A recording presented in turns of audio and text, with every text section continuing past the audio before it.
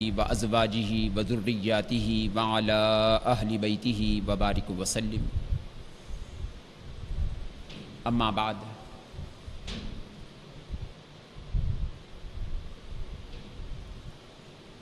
قال اللہ سبحانہ وتعالی: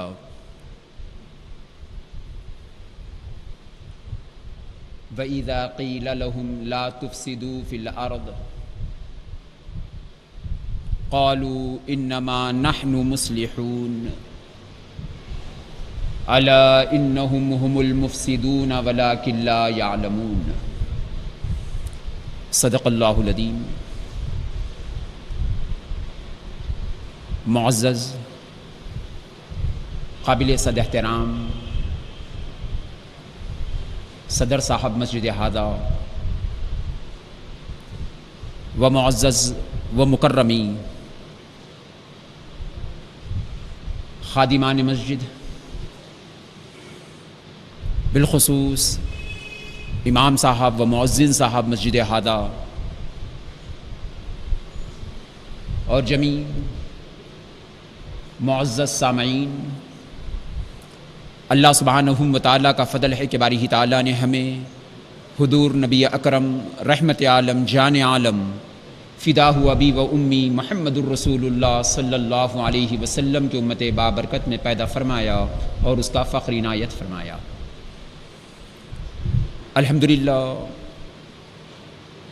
یہ خصوصی نشست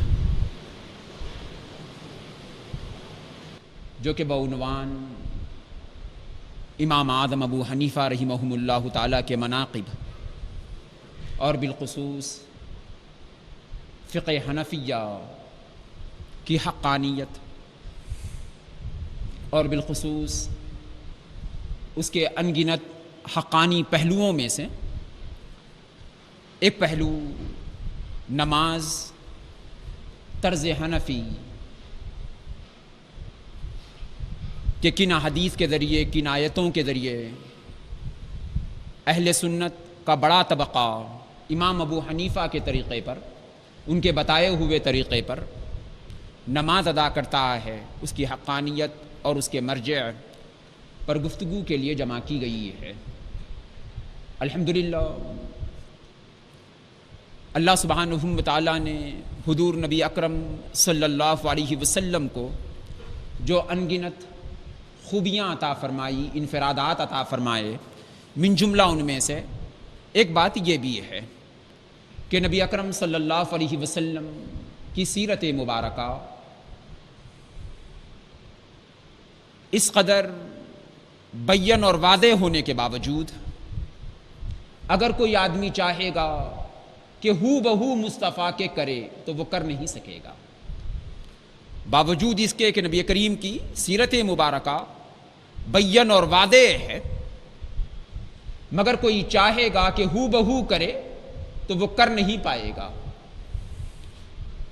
من جملہ ان میں سے ایک بات جو کہ امام مسلم نے بیان کی ہے کہ کچھ عورتیں نبی اکرم کی طرف آتی ہیں، آ کر کہتی ہیں: اللہ کے نبی، ہمارے شوہر راتوں میں قیام کرتے ہیں کہ نمازوں میں، عبادت میں رات گزار دیتے ہیں، اور جب دن ہوتا ہے تو وہ روزہ رہ جاتے ہیں، ایسے میں جو ہمارا حق ہے وہ ادا نہیں کر پاتے۔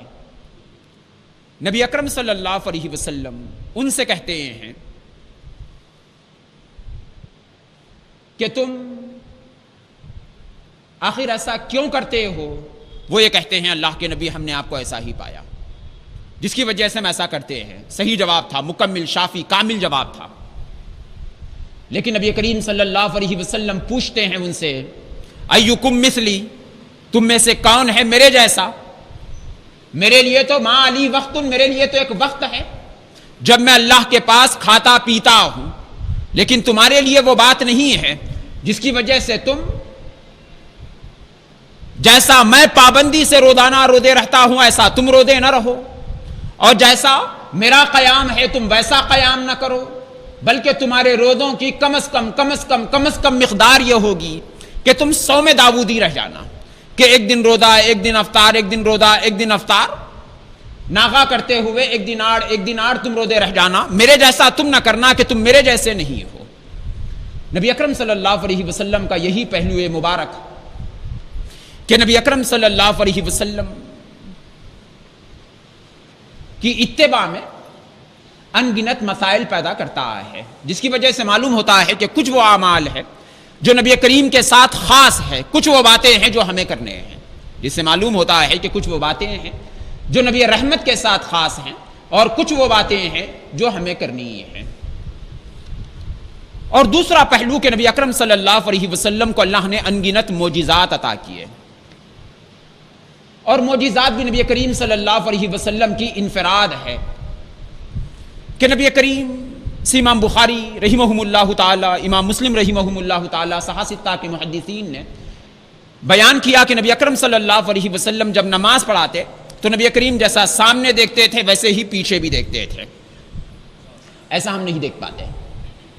ویسے ہی نبی اکرم صلی اللہ علیہ وسلم کا رات معراج جب واپس آ گئے نبی اکرم، تو نبی اکرم نے کہا کہ میں بیت المقدس تک گیا اور بیت المقدس کو میں نے دیکھا اور وہاں پر انبیاء کی میں نے امامت کی۔ لوگوں کو شک ہوا، جنہیں شک ہوا وہ سوالات کرنے لگے۔ حافظ عماد الدین ابن کثیر جید سند کے ساتھ، اچھی سند کے ساتھ، بہت سارے روایات کے ساتھ بیان کرتے ہیں کہ نبی کریم خانہ کعبہ کے پاس کھڑے ہو گئے اور لوگ پوچھنے لگے کہ اگر تم بیت المقدس دیکھے ہیں، اگر آپ بیت المقدس پر نظر ڈالے ہیں تو ذرا بتائیے کہ بیت المقدس ہے کیسا۔ نبی اکرم فرماتے ہیں کہ میں ڈر گیا، اس واسطے کہ بیت المقدس کے اندر گیا، نبیوں کی امامت کیا، مگر ایک ایک کھڑکی تو نہیں جھانکا میں، نہ معلوم لوگ کیا پوچھ لیں گے۔ فرماتے ہیں کہ لوگوں نے دروازوں کے بارے میں پوچھا اس کے۔ نبی اکرم فرماتے ہیں جب لوگوں نے مجھ سے سوال کیا، آج اللہ سبحانہ و تعالی جب میں خانہ کعبہ کے پاس کھڑا تھا، رب نے بیت المقدس کو میری آنکھوں کے سامنے کر دیا، اب میں دیکھ دیکھ کر بتاتا تھا۔ یہ خاص بات ہے نبی اکرم کی کہ نبی اکرم صلی اللہ علیہ وسلم کو اللہ معجزات عطا کیا۔ ان معجزات کی وجہ سے نبی رحمت صلی اللہ علیہ وسلم کا عمل اور ہمارے عمل میں فرق واقع ہوتا ہے، جن میں سے ایک بڑی بات آتی ہے حنفیوں کے نزدیک کہ ہمارے پاس غائبانہ نماز جنازہ نہیں ہوتی، اور اس کی وجہ بھی بیان کی گئی کہ اس واسطے نہیں ہوتی کہ نبی اکرم صلی اللہ علیہ وسلم جب نماز کی نیت باندھتے، مردہ جہاں کہیں ہوتا نبی کریم کے سامنے وہ پیش کر دیا جاتا۔ یہ خصوصیت نبی اکرم صلی اللہ علیہ وسلم کی ہے۔ حبشہ کے بادشاہ کی اگر تاریخ کوئی دیکھیں تو انہیں معلوم ہوگا کہ نبی کریم نے ان کی نماز جنازہ پڑھائی، اور اس کے جواز پر علماء فرماتے ہیں کہ نبی کریم جب ارادہ کرتے ہیں تو اللہ شے کو سامنے کر دیتا ہے۔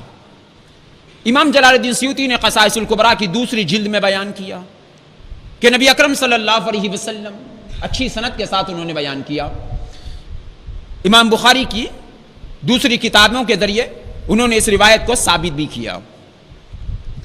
فرماتے ہیں کہ حضور نبی اکرم صلی اللہ علیہ وسلم پر ایمان نہ لانے والوں میں سے کچھ لوگ ایسے تھے جو ابھی ایمان نہیں لائے تھے، وہ کسی فوج میں گئے اور جنگ ہونے لگی کافروں کے درمیان، دونوں طرف کافر تھے، جنگ ہونے لگی، مگر ایک طرف کے لوگ عربی تھے اور وہ نبی کریم سے مل چکے تھے، انہیں معلوم تھا کہ نبی کریم صلی اللہ علیہ وسلم ہے اور وہ نبوت کا دعویٰ کرتے ہیں۔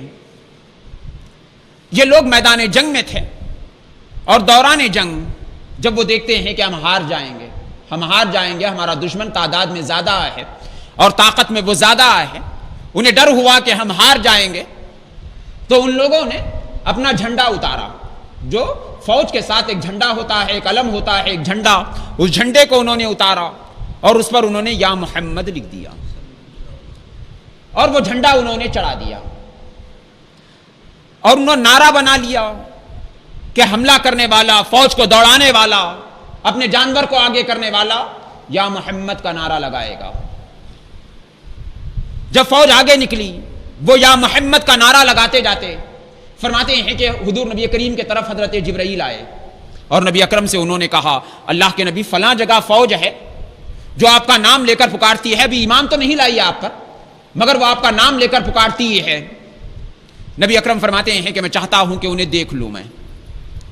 فرماتے ہیں کہ حضور نبی کریم صلی اللہ علیہ وسلم اور ان کے درمیان میں جتنا بھی فاصلہ تھا اور جو کچھ کے آڑ کی چیزیں تھیں ان تمام کو ہٹا دیا گیا، اور نبی کریم بیٹھے بیٹھے ان لوگوں کو دیکھ رہے تھے اور نبی کریم انہیں دعا فرما رہے تھے۔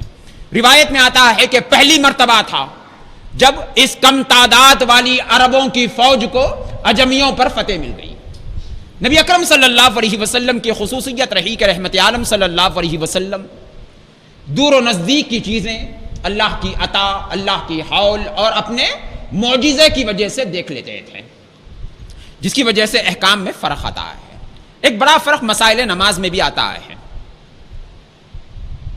کہ ہمارے نزدیک، حنفیوں کے نزدیک، اگر کوئی آدمی سو جاتا ہے اس کا وضو ٹوٹ جاتا ہے، سو جانا وضو کو توڑ دیتا ہے۔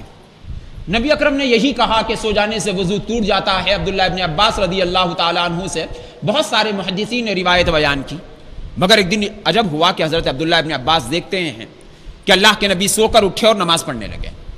حضرت عبداللہ ابن عباس کو تعجب معلوم ہوا، وہ دریافت کرنے لگے کیا اللہ کے نبی سو کر اٹھنے سے وضو نہیں ٹوٹتا؟ نبی اکرم فرماتے ہیں کہ اب ابن عباس، جب میں سوتا ہوں تو میری آنکھ سوتی ہے، میرا دل جاگتا ہے۔ میں نبی ہوں، جب میں سوتا ہوں میری آنکھ سوتی ہے اور میرا دل جاگتا ہے، جس کی وجہ سے میرا وضو نہیں ٹوٹتا، مگر تیرا وضو ٹوٹ جاتا ہے، تمہارا وضو ٹوٹ جاتا ہے، اس واسطے کہ جب تم سوتے ہو تو تمہارے آنکھ بھی سوتے ہیں اور تمہارا دل بھی سو جاتا ہے۔ احکام میں فرق واقع ہوتا ہے، اس کی وجہ سے بھی انگنت پہلو ہے اس کے۔ کبھی ہوتا ہے کہ نبی کریم کوئی کام پہلے کرتے ہیں اور بعد میں چھوڑ دیتے ہیں۔ بہت ساری ایسے باتیں ہیں، جیسا کہ قبلے کا مسئلہ مشہور ہے جو قرآن مجید میں خود آیا کہ نبی کریم پہلے بیت المقدس کی طرف چہرہ کرتے تھے، بعد میں نبی کریم نے خانہ کعبہ کی طرف چہرہ کیا، بیت المقدس کا قبلہ ہونا منسوخ ہو گیا۔ ویسے ہی روزے کے بارے میں آتا ہے، ہر مسئلے کے بارے میں کم و بیش ناسخ اور منسوخ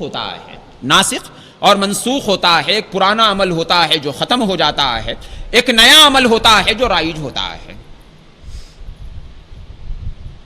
فرماتے ہیں علماء کہ ایسے انگنت پہلوؤں کی وجہ سے اگر کوئی آدمی قرآن و حدیث دیکھ کر عمل کرنا چاہتا تو وہ مشکل میں پھنس جاتا کہ کبھی اسے نظر آتا کہ مصطفیٰ بیت المقدس کی طرف چہرہ کر کر نماز پڑھے، اب وہ آج اگر پڑھنے لگے، اس نے حدیث شریفہ میں پڑھا کہ نبی کریم بیت المقدس کی طرف چہرہ کر کر نماز پڑھتے تھے، ایک آدمی آج بھی بیت المقدس کی طرف چہرہ کر کر نماز پڑھنے لگے تو اس کی نماز نہیں ہوگی۔ اب ایک حدیث کا پڑھنے والا، ایک حدیث شریفہ کا پڑھنے والا ایک حدیث پڑھ کر عمل کرتا ہے لیکن پھر بھی اس کی نماز نہیں ہوتی۔ علماء فرماتے ہیں کہ اس واسطے نہیں ہوتی کہ اس کا حدیث شریفہ کو پڑھنے کی جو صلاحیت ہوتی ہے وہ اس میں نہیں تھی۔ اسے معلوم ہونا چاہیے تھا کہ جو روایت پڑھا ہے یہ روایت منسوخ ہے یا نہیں ہے، یا یہ روایت ناسخ ہے، یہ روایت کا مرتبہ ہے کیسا، آخر روایت خصائص مصطفیٰ میں سے تو نہیں آتی۔ اسے ان تمام کی تمام باریکیوں کو معلوم کرنا تھا، اس کے بعد اگر وہ عمل کرتا تو پھر وہ غلطی پہ نہیں آتا۔ اسی واسطے صاحب قرطبی وغیرہ ہم بیان کرتے ہیں کہ علی شیر خدا کے نزدیک اگر کوئی آدمی مسجد میں کتاب پڑھ کر بھی سناتا تو اس کے لیے اتنی شرط مقرر کی جاتی کہ ایک دن علی شیر خدا مسجد میں آئے اور انہوں نے دیکھا کہ ایک آدمی کتاب پڑھ کر سنا رہا ہے۔ اب پڑھ کر سنانا تو ہو بہو ہوتا ہے، جو حرف لکھا ہوتا ہے وہی پڑھ کر سناتے ہیں، لیکن علی شیر خدا نزدیک آئے اس آدمی کے اور اس آدمی سے پوچھتے ہیں کہ کیا تجھے معلوم ہے کہ کیا ناسخ ہے اور کیا منسوخ ہے؟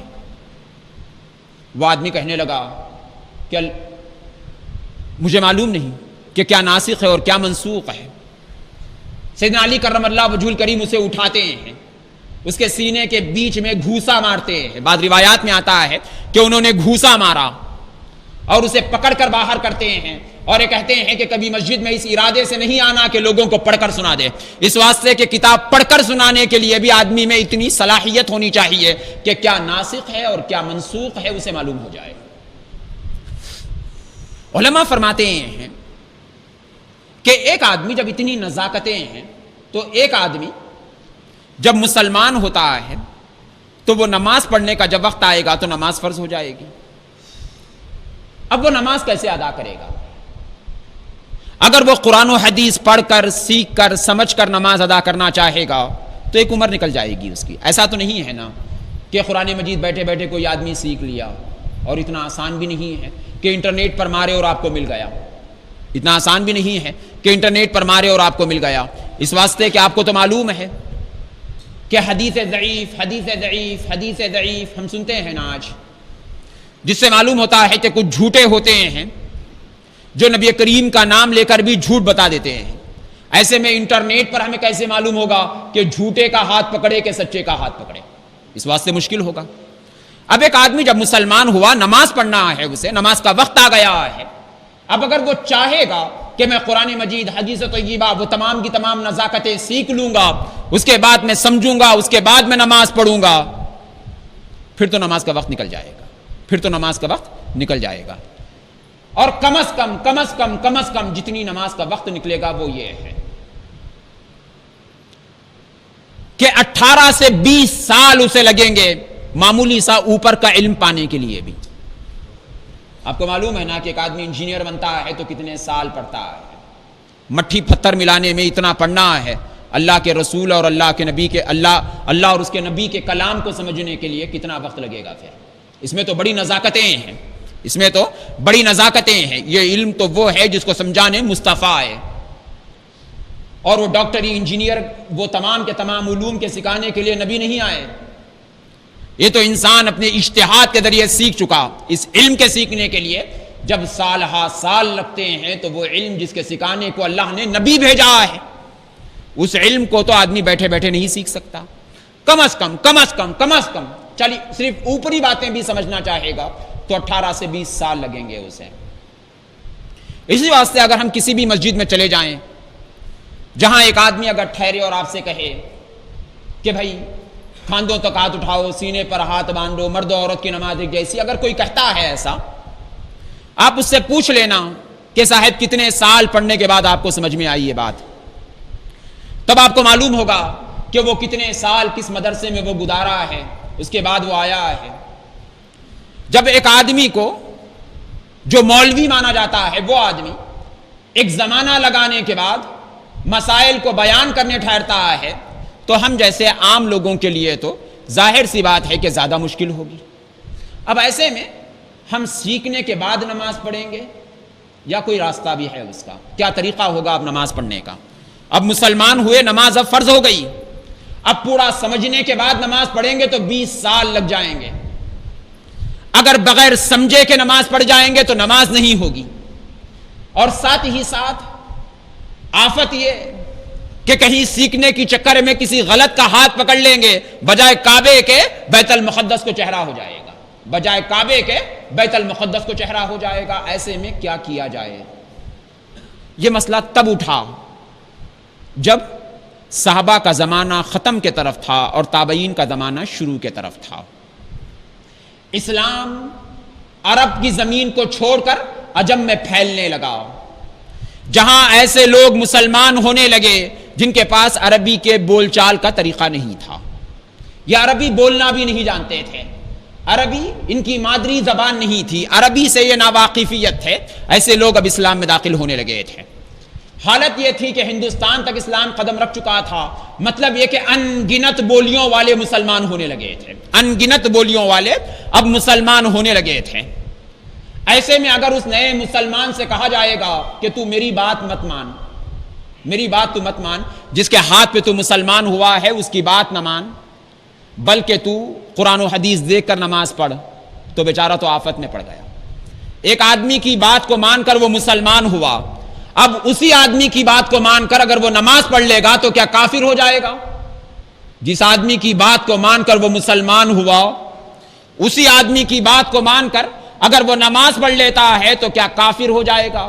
جیسا کہ ہمارا طریقہ ہے ہندوستانیوں کا کہ ہم مسلمان ہوئے پیر خواجہ غریب نواز کے ہاتھ پر، ہم مسلمان ہوئے پیر خواجہ غریب نواز کے ہاتھ پر.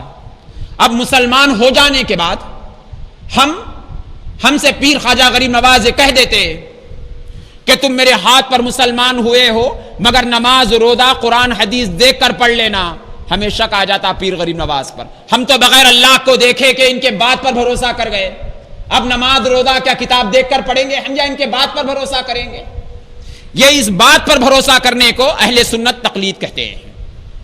جس کے ہاتھ پر ایمان لائے ہیں اس سے ہم نماز سیکھ لیتے ہیں، اس واسطے کہ اسی کی زبان سے ہمیں اللہ کا پتہ ملا، اسی کی زبان سے ہمیں اللہ کا پتہ ملا. ہم تو وہ نہیں ہے نا جو قرآن پڑھے، حدیث پڑھے، اس کے بعد بہت بڑے سائنٹسٹ بنے، اس کے بعد ہمارے کو معلوم ہوا کہ ایک اللہ ہے، یہ زمین غیر حادث ہے، وہ 50 معاملات میں پڑھے، اس کے بعد جا کے کہیں ہمارے کو معلوم ہوا ایک اللہ ہے، پھر قرآن پڑھے. اتنے سو معاملات میں ہم نہیں پڑھے، اتنے سو معاملات میں ہم نہیں پڑھے. ہم کیا دنیا میں جتنی مسلمانوں کی تعداد ہے اس میں 99% لوگ وہی ہے جو کسی کے بنانے سے مسلمان ہوئے. اس میں 99% لوگ وہ ہے جو کسی کے بنانے سے مسلمان ہوئے، کسی کے سمجھانے سے مسلمان ہوئے. اب یہ تمام کے تمام 99% لوگ اگر قرآن و حدیث سمجھ کر عمل کرنا چاہیں گے تو مشکل ہو جائے گا. اسی واسطے جب اسلام پھیلا، ساری دنیا میں عام ہونے لگا، نت نئی بولیوں والے آنے لگے، ایسے میں کوشش کی جانے لگی کہ مسائل کو ایک جگہ جمع کیا جائے. اور اللہ ہمارے امام صاحب امام ابو حنیفہ رحمہم اللہ تعالیٰ کا سینہ کھول دیا. اور ہمارے امام صاحب سب سے پہلے فقہ کو اس کے ابواب کے ساتھ مرتب کرنے لگے. ایک بڑی مجلس انہوں نے بنائی جس میں 40 سے زائد قابل لوگ ہوتے تھے، ان کے درمیان مہینوں سوال و جواب ہوتا تھا، پھر جا کر کہیں ایک ایک مسئلہ جمع ہوتا تھا. مگر نبی کریم صلی اللہ علیہ وسلم تو معجزہ نجی، سرتاپا معجزہ ذات مصطفیٰ. نبی کریم صلی اللہ علیہ وسلم کے معجزات میں سے ایک بڑا معجزہ یہ بھی ہے کہ ایک آدمی ان کی زندگی پر پورا عمل نہیں کر سکتا، جس کی وجہ سے 4 امام بنے، جس کی وجہ سے 4 امام بنے ہمارے. اور اہل سنت کہتے ہیں کہ چاروں کے چاروں امام صحیح. ہم کہتے ہیں کہ چاروں کے چاروں امام صحیح. ان میں سب سے بڑے اور سب سے پہلے ہمارے امام صاحب امام اعظم، جن کا کے نام نعمان اور ان کے والد کا نام ثابت ہے. نسل کے اعتبار سے یہ فارسی نسل تھے، اور کوفہ میں جو کہ صحابہ کا مجموعہ رہتا تھا کوفہ میں، وہیں پر ان کی سکونت تھی. اور اجلہ صحابہ، جن میں سے 6 صحابہ کا نام بہت سارے محدثین نے بیان کیا جن سے ہمارے امام صاحب کی ملاقات ہوئی. خداداد صلاحیتیں ہمارے امام صاحب میں تھی. اب کمال کا کیا کہنا ان کے، ایک رات میں ایک قرآن ختم کرتے تھے، ہر رات ان کا یہ معمول تھا کم و پیش. اب جو آدمی کا حافظہ اتنا قوی ہو، اس کے علم، اس کے اجتہاد کا عالم کیا ہوگا. فرماتے ہیں کہ امام صاحب کو ایسے لوگ اپنا استاد مانتے تھے. امام یوسف، امام محمد، امام ظفر، سفیان ثوری، فضیل ابن عیاض، فضل ابن عیاض، ابراہیم ابن ادہم، یہ وہ جماعت ہے کاملین کی. امیر المؤمنین عبداللہ ابن مبارک، یہ وہ لوگ ہیں جو تو استاد ہوتے تھے امام بخاری، امام مسلم کے. استاذوں کے استاد ہوتے تھے امام بخاری، امام مسلم کے. بعد کے تمام لوگ، چاہے وہ امام مالک ہو، چاہے وہ امام شافعی ہو، امام احمد ابن حنبل ہو، یا پھر محدثین کا بڑا طبقہ ہو، یہ سب انہی کے شاگردوں میں آتے ہیں. ایسے ہزارہا لوگ ہمارے امام صاحب کے شاگردوں میں تھے. ان میں سے 40 کو امام صاحب نے انتخاب فرمایا، اور ان کے درمیان امام صاحب مسائل کو سناتے تھے. اور وہ سننے والے ایسے بھی نہیں تھے کہ کچھ بھی وہ لوگ سنے اور چل دیے، ایسے نہیں تھے وہ لوگ. ہر ایک آدمی اپنے اندر ایک ایسا انقلابی جذبہ رکھتا تھا کہ تاریخ بدل سکتا تھا. وہ ہر ایک اپنے آپ میں مجتہد تھا، ہر ایک اپنے آپ میں اس زمانے میں اس علم میں بے مثل تھا. ایسے کاملین بیٹھے رہتے تھے اور ہفتوں بحث ہوتی تھی. یہ کہتے، وہ اس کا جواب دیتے، یہ اس کا جواب دیتے. بحث ہوتے ہوتے ہوتے ہوتے ہوتے تمام کے تمام ایک مسئلے پر جمع ہو جاتے تھے. ایسا ہوتے ہوتے ہوتے ہوتے امام صاحب کا فقہ، امام ابو حنیفہ کی فقہ حنفیہ مرتب ہوئی. اس کے بعد یہ نئے نئے مسلمان ہونے والوں کو آسانی ہونے لگی. جب ہمارے پاس پیر غریب نواز آئے، ایک زمانہ گزر چکا تھا، ہمارے پاس جب پیر غریب نواز آئے، اور ویسے ہی بغداد میں جب پیران پیر شیخ عبد القادر جیلانی رضی اللہ تعالیٰ عنہ کے ہاتھ پر لوگ مسلمان ہونے لگے، ہر طرف لوگ اولیاء کے طرف آنے لگے، اسلام قبول کرنے لگے. ایسے میں ولی جب مسلمان بناتا تو امام کو بھی ساتھ ہی دیتا تھا. جیسا کہ پیر غریب نواز کے بارے میں آتا ہے انیس الارواح میں، پیر غریب نواز جب جب تعلیمات دیتے تو پیر غریب نواز یہ کہتے کہ ہم امام ابو حنیفہ کے طریقے پر زندگی گزارتے ہیں. مطلب یہ کہ امام ابو حنیفہ نے جو مسائل قرآن و حدیث سے نکالے ہیں ان مسائل پر ہم اپنی زندگی کو گزارتے ہیں, انہی مسائل کے روشنی میں نماز ادا کرتے ہیں, انہی مسائل کے روشنی میں دیگر عبادات اور تمام کے تمام معاملات کرتے ہیں. اس واسطے کہ امام صاحب قرآن و حدیث سے وہ تمام کے تمام تقاضوں کو پورا کر لیے, اور امام صاحب کی سچائی پر پیر غریب نواز کو یقین تھا. اب اس پیر غریب نواز پر ہمیں یقین تھا. ہم نے کہا کہ پیر ہم خدا کو نہیں دیکھے. پیر نے کہا میں بھی نہیں دیکھا, میرا نبی دیکھ چکا ہے. ہم نے کہا ہاں پھر تو خدا ہے. ہم نے کہا ہاں پھر تو خدا ہے صاحب. ہم مان گئے.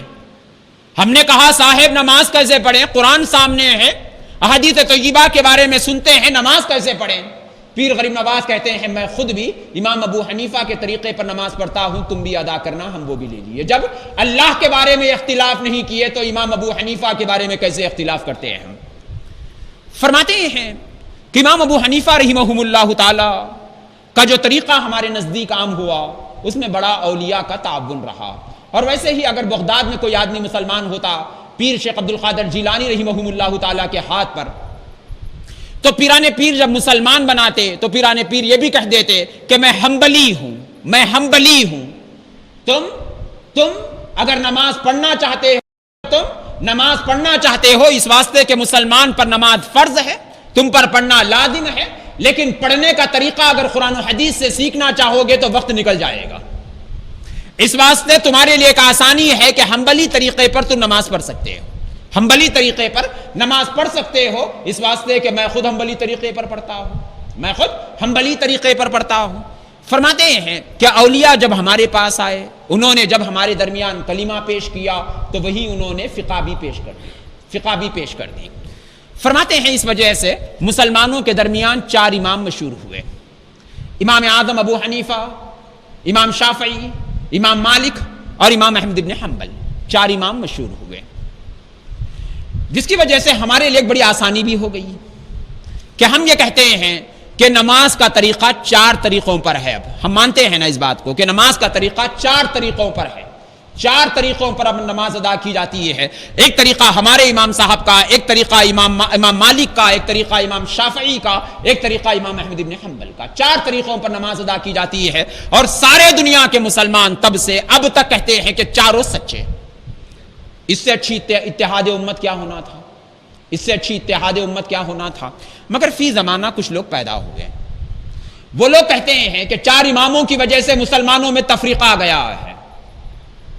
جیسے کو ویسا نظر آتا ہے, جیسے کو ویسا نظر آتا ہے. اس کے دل میں شیطان تھا, اسے ہر طرف شیطانیت نظر آئی. اس نے کہا کہ مسلمانوں میں تفریقہ مچ چکا ہے 4 اماموں کی وجہ سے, 4 ختم 1 رہے گا. اب 4 ختم 1 رہے گا. پوچھا گیا بھائی فائدہ کیا ہے اس میں, فائدہ کیا ہے؟ وہ یہ کہنے لگے کہ تفریقہ ختم ہو جائے گا, تفریقہ ختم ہو جائے گا. علماء فرماتے ہیں کہ وہ تعصب کا آئینہ نکال دو تم, اور بڑپن کا آئینہ اتار دو تم, اپنا بڑپن کا آئینہ اتار دو تم. اہل سنت کو دیکھ لو, 4 اماموں کو مانتے ہیں, 1 امام پر عمل کرتے ہیں, مگر جب فاتحہ دیتے ہیں تو 4 کا نام لیتے ہیں, کبھی کسی پر اختلاف نہیں کرتے. مانتے 4 کو ہیں, قبول 1 کو کرتے ہیں, اور اختلاف کسی کے ساتھ نہیں کرتے. اور کیوں کریں گے ہم تو 1,24,000 سے زائد نبیوں کو مانتے ہیں, کم و بیش 1,24,000 سے زائد نبیوں کو مانتے ہیں, مگر پھر بھی اختلاف میں نہیں پڑے ہیں. ہم بہت کو مانتے ہیں, لیتے 1 کو ہے. ہم بہت کو مانتے ہیں, لیتے 1 کو ہیں, پھر بھی ہمارے صفوں میں درار نہیں آتی, پھر بھی ہمارے صفوں میں درار نہیں آتی. اور مصطفیٰ نے خود کہا نا جی, صحیح حدیث میں آتا ہے کہ نبی اکرم نے کہا اولیاء بہت ہوں گے, ان کے چہرے 14ویں رات کے چاند کے جیسے چمکتے ہوں گے. ہر ایک اپنے امام کے ساتھ پکارا جائے گا, سب اپنے اماموں کے ساتھ رہیں گے. نبی اکرم فرماتے ہیں قلوبہم کقلب واحد. نبی اکرم فرماتے ہیں تم یہ نہ سمجھنا کہ ان تمام کے دل الگ الگ ہیں, یہ تمام کے دل اب ایک ہیں, ایک ہیں ان تمام کے دل. ویسے تو مانتے 4 کو ہیں یہ, ویسے تو مانتے 4 کو ہیں یہ, طریقہ 1 کا قبول کرتے ہیں, مگر باوجود اس کے ان تمام کے دل ایک ہیں. بنیادی باتوں میں اختلاف نہیں کرتے. ان میں سے کوئی یہ نہیں کہتا کہ نبی ہمارے جیسے ہیں, ان میں سے کوئی یہ نہیں کہتا کہ نبی کو کل کا علم نہیں ہے، ان میں سے کوئی یہ نہیں کہتا کہ نبی مر کر مٹی میں مل گئے ہیں، نعوذ باللہ من ذالک۔ عقیدے میں سب ایک ہیں، عقیدے میں سب ایک ہیں، اعمال میں اختلاف ہے، پھر بھی حالت یہ ہے قلوبہم کا قلب واحد، کہ وہ تمام کے تمام دل کے اعتبار سے ایک جمع ہوئے ہیں۔ مسلمانوں کا یہ اتحاد کہ چار اماموں کے ماننے کے باوجود ان میں کبھی اختلاف نہیں آیا۔ علماء نے فتویٰ دیا، فتاوی تاترخانی دیکھیے آپ، یا پھر فتاوی عالمگیری دیکھیے، یا پھر دنیا کا فتاویٰ اٹھا کر دیکھیے، رحیمیہ وغیرہ جو کہ فتاویٰ ہے اسے آپ اٹھا کر دیکھیے، ہر مکتب فکر کا عالم یہ کہتا ہے کہ حنفی کی نماز شافعی کے پیچھے ہو جاتی ہے، شافعی کی نماز حنبلی کے پیچھے ہو جاتی ہے، حنبلی کی نماز مالکی کے پیچھے ہو جاتی ہے۔ امام کوئی ہو، تیرا عقیدہ درست، تیری نماز سب کے ساتھ ہو جاتی ہے، تیری نماز سب کے ساتھ ہو جاتی ہے، کوئی اختلاف نہیں ہے ہمارے پاس، کوئی اختلاف ہمارے پاس نہیں ہے۔ لیکن فی زمانہ ایک طبقہ پیدا ہوا، وہ طبقہ یہ کہنے لگا کہ اتحاد امت کیا جائے اور مسائل کو ایک ہی طریقے پر جمع کر دیا جائے۔ ان سے پوچھا گیا صاحب ایسا کیوں؟ وہ یہ کہنے لگے قرآن و حدیث سے دیکھ کے پڑھ لو۔ ہم بولنے لگے صاحب قرآن و حدیث دیکھ کے پڑھنے کی صلاحیت نہیں ہے۔ تو انہوں ہاتھ میں عبداللہ ابن باز کا فتویٰ چھپا دیا ہاتھ میں۔ انہوں نے کہا کہ چلو یہ فتاویٰ لے کر پڑھ لینا۔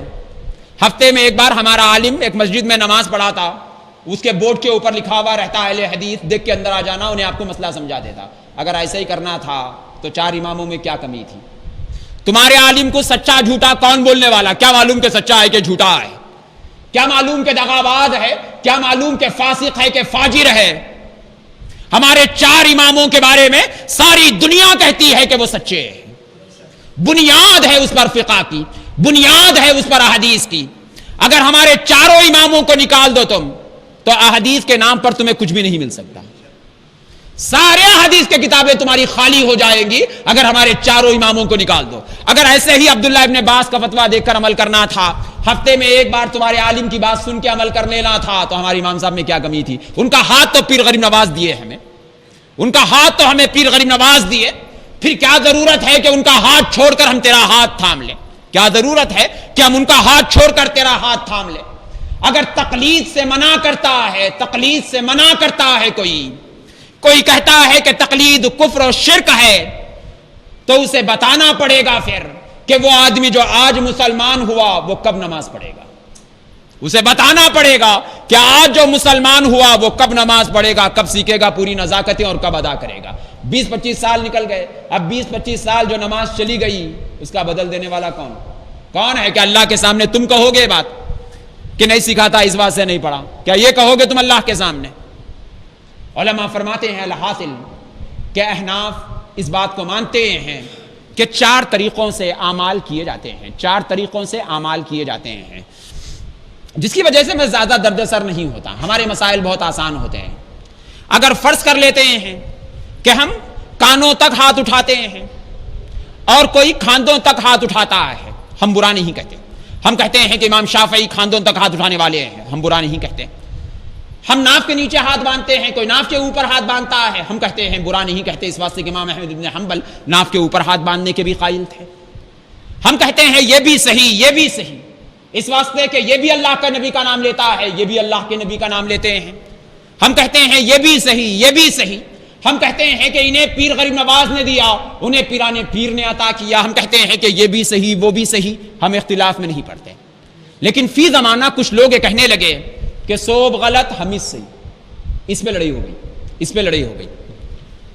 آج بھی اجتہاد کا دروازہ کھلا ہے، اگر کسی میں دم ہے تو مجتہد بن سکتا ہے، مگر کسی کو حق نہیں ہے کہ مصطفیٰ کے ساری امت کو کافر کہہ کر خود اپنے آپ کو مسلمان کہہ کر الگ مسجد بنا کر ساری دنیا سے الگ مسجد بنا کر مسلمانوں کی جماعت سواد اعظم سے الگ مسجد بنا کر لوگوں کو یہ تصور دینا کہ ساری دنیا کا مسلمان کافر، ہم ہی مسلمان، یہ طریقہ باطل ہے، یہ طریقہ باطلوں کا ہے، یہ طریقہ زندیقوں کا ہے، یہ طریقہ دشمنان اسلام کا ہے جو مسلمانوں کی صفوں میں درار ڈال دینا چاہتے ہیں۔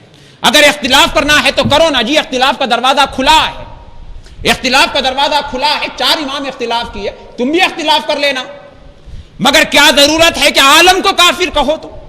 کیا ضرورت ہے کہ عالم کو کافر کہو؟ چلو کہہ دینا تم، اگر تم نہیں بولیں گے تو کون بولیں گا؟ بول دینا تو. اس واسطے کہ مخبر صادق نے کہا، نبی اکرم فرماتے ہیں ایک زمانہ آئے گا ایک آدمی دوسرے کو کافر کہے گا. صاحب مشکات نے بیان کیا اس حدیث شریفہ کو. صحابی پوچھتے ہیں اللہ کے نبی پھر بولنے والا کافر ہوگا یا جس کو بولا وہ کافر ہو جائے گا؟ نبی اکرم فرماتے ہیں بولنے والا کافر ہو جائے گا، اس واسطے کہ اگر کوئی مسلمان کو کافر کہے گا کہنے والا کافر ہو جائے گا. اب اس کو کافر ہونا تھا نا جی، اس کو تو جہنمی ہونا تھا. اور اس نے ائمہ اربعہ کے خلاف سب باندھ دی. اس نے کہا کہ صحابہ سے غلطی ہوتی ہے، اس نے کہا صحابہ سے غلطی ہوتی ہے. مسائل میں آپ کو ایک آسان مسئلہ چونکہ ذہن میں آ گیا برسبیل تذکرہ تو کہتا چلوں.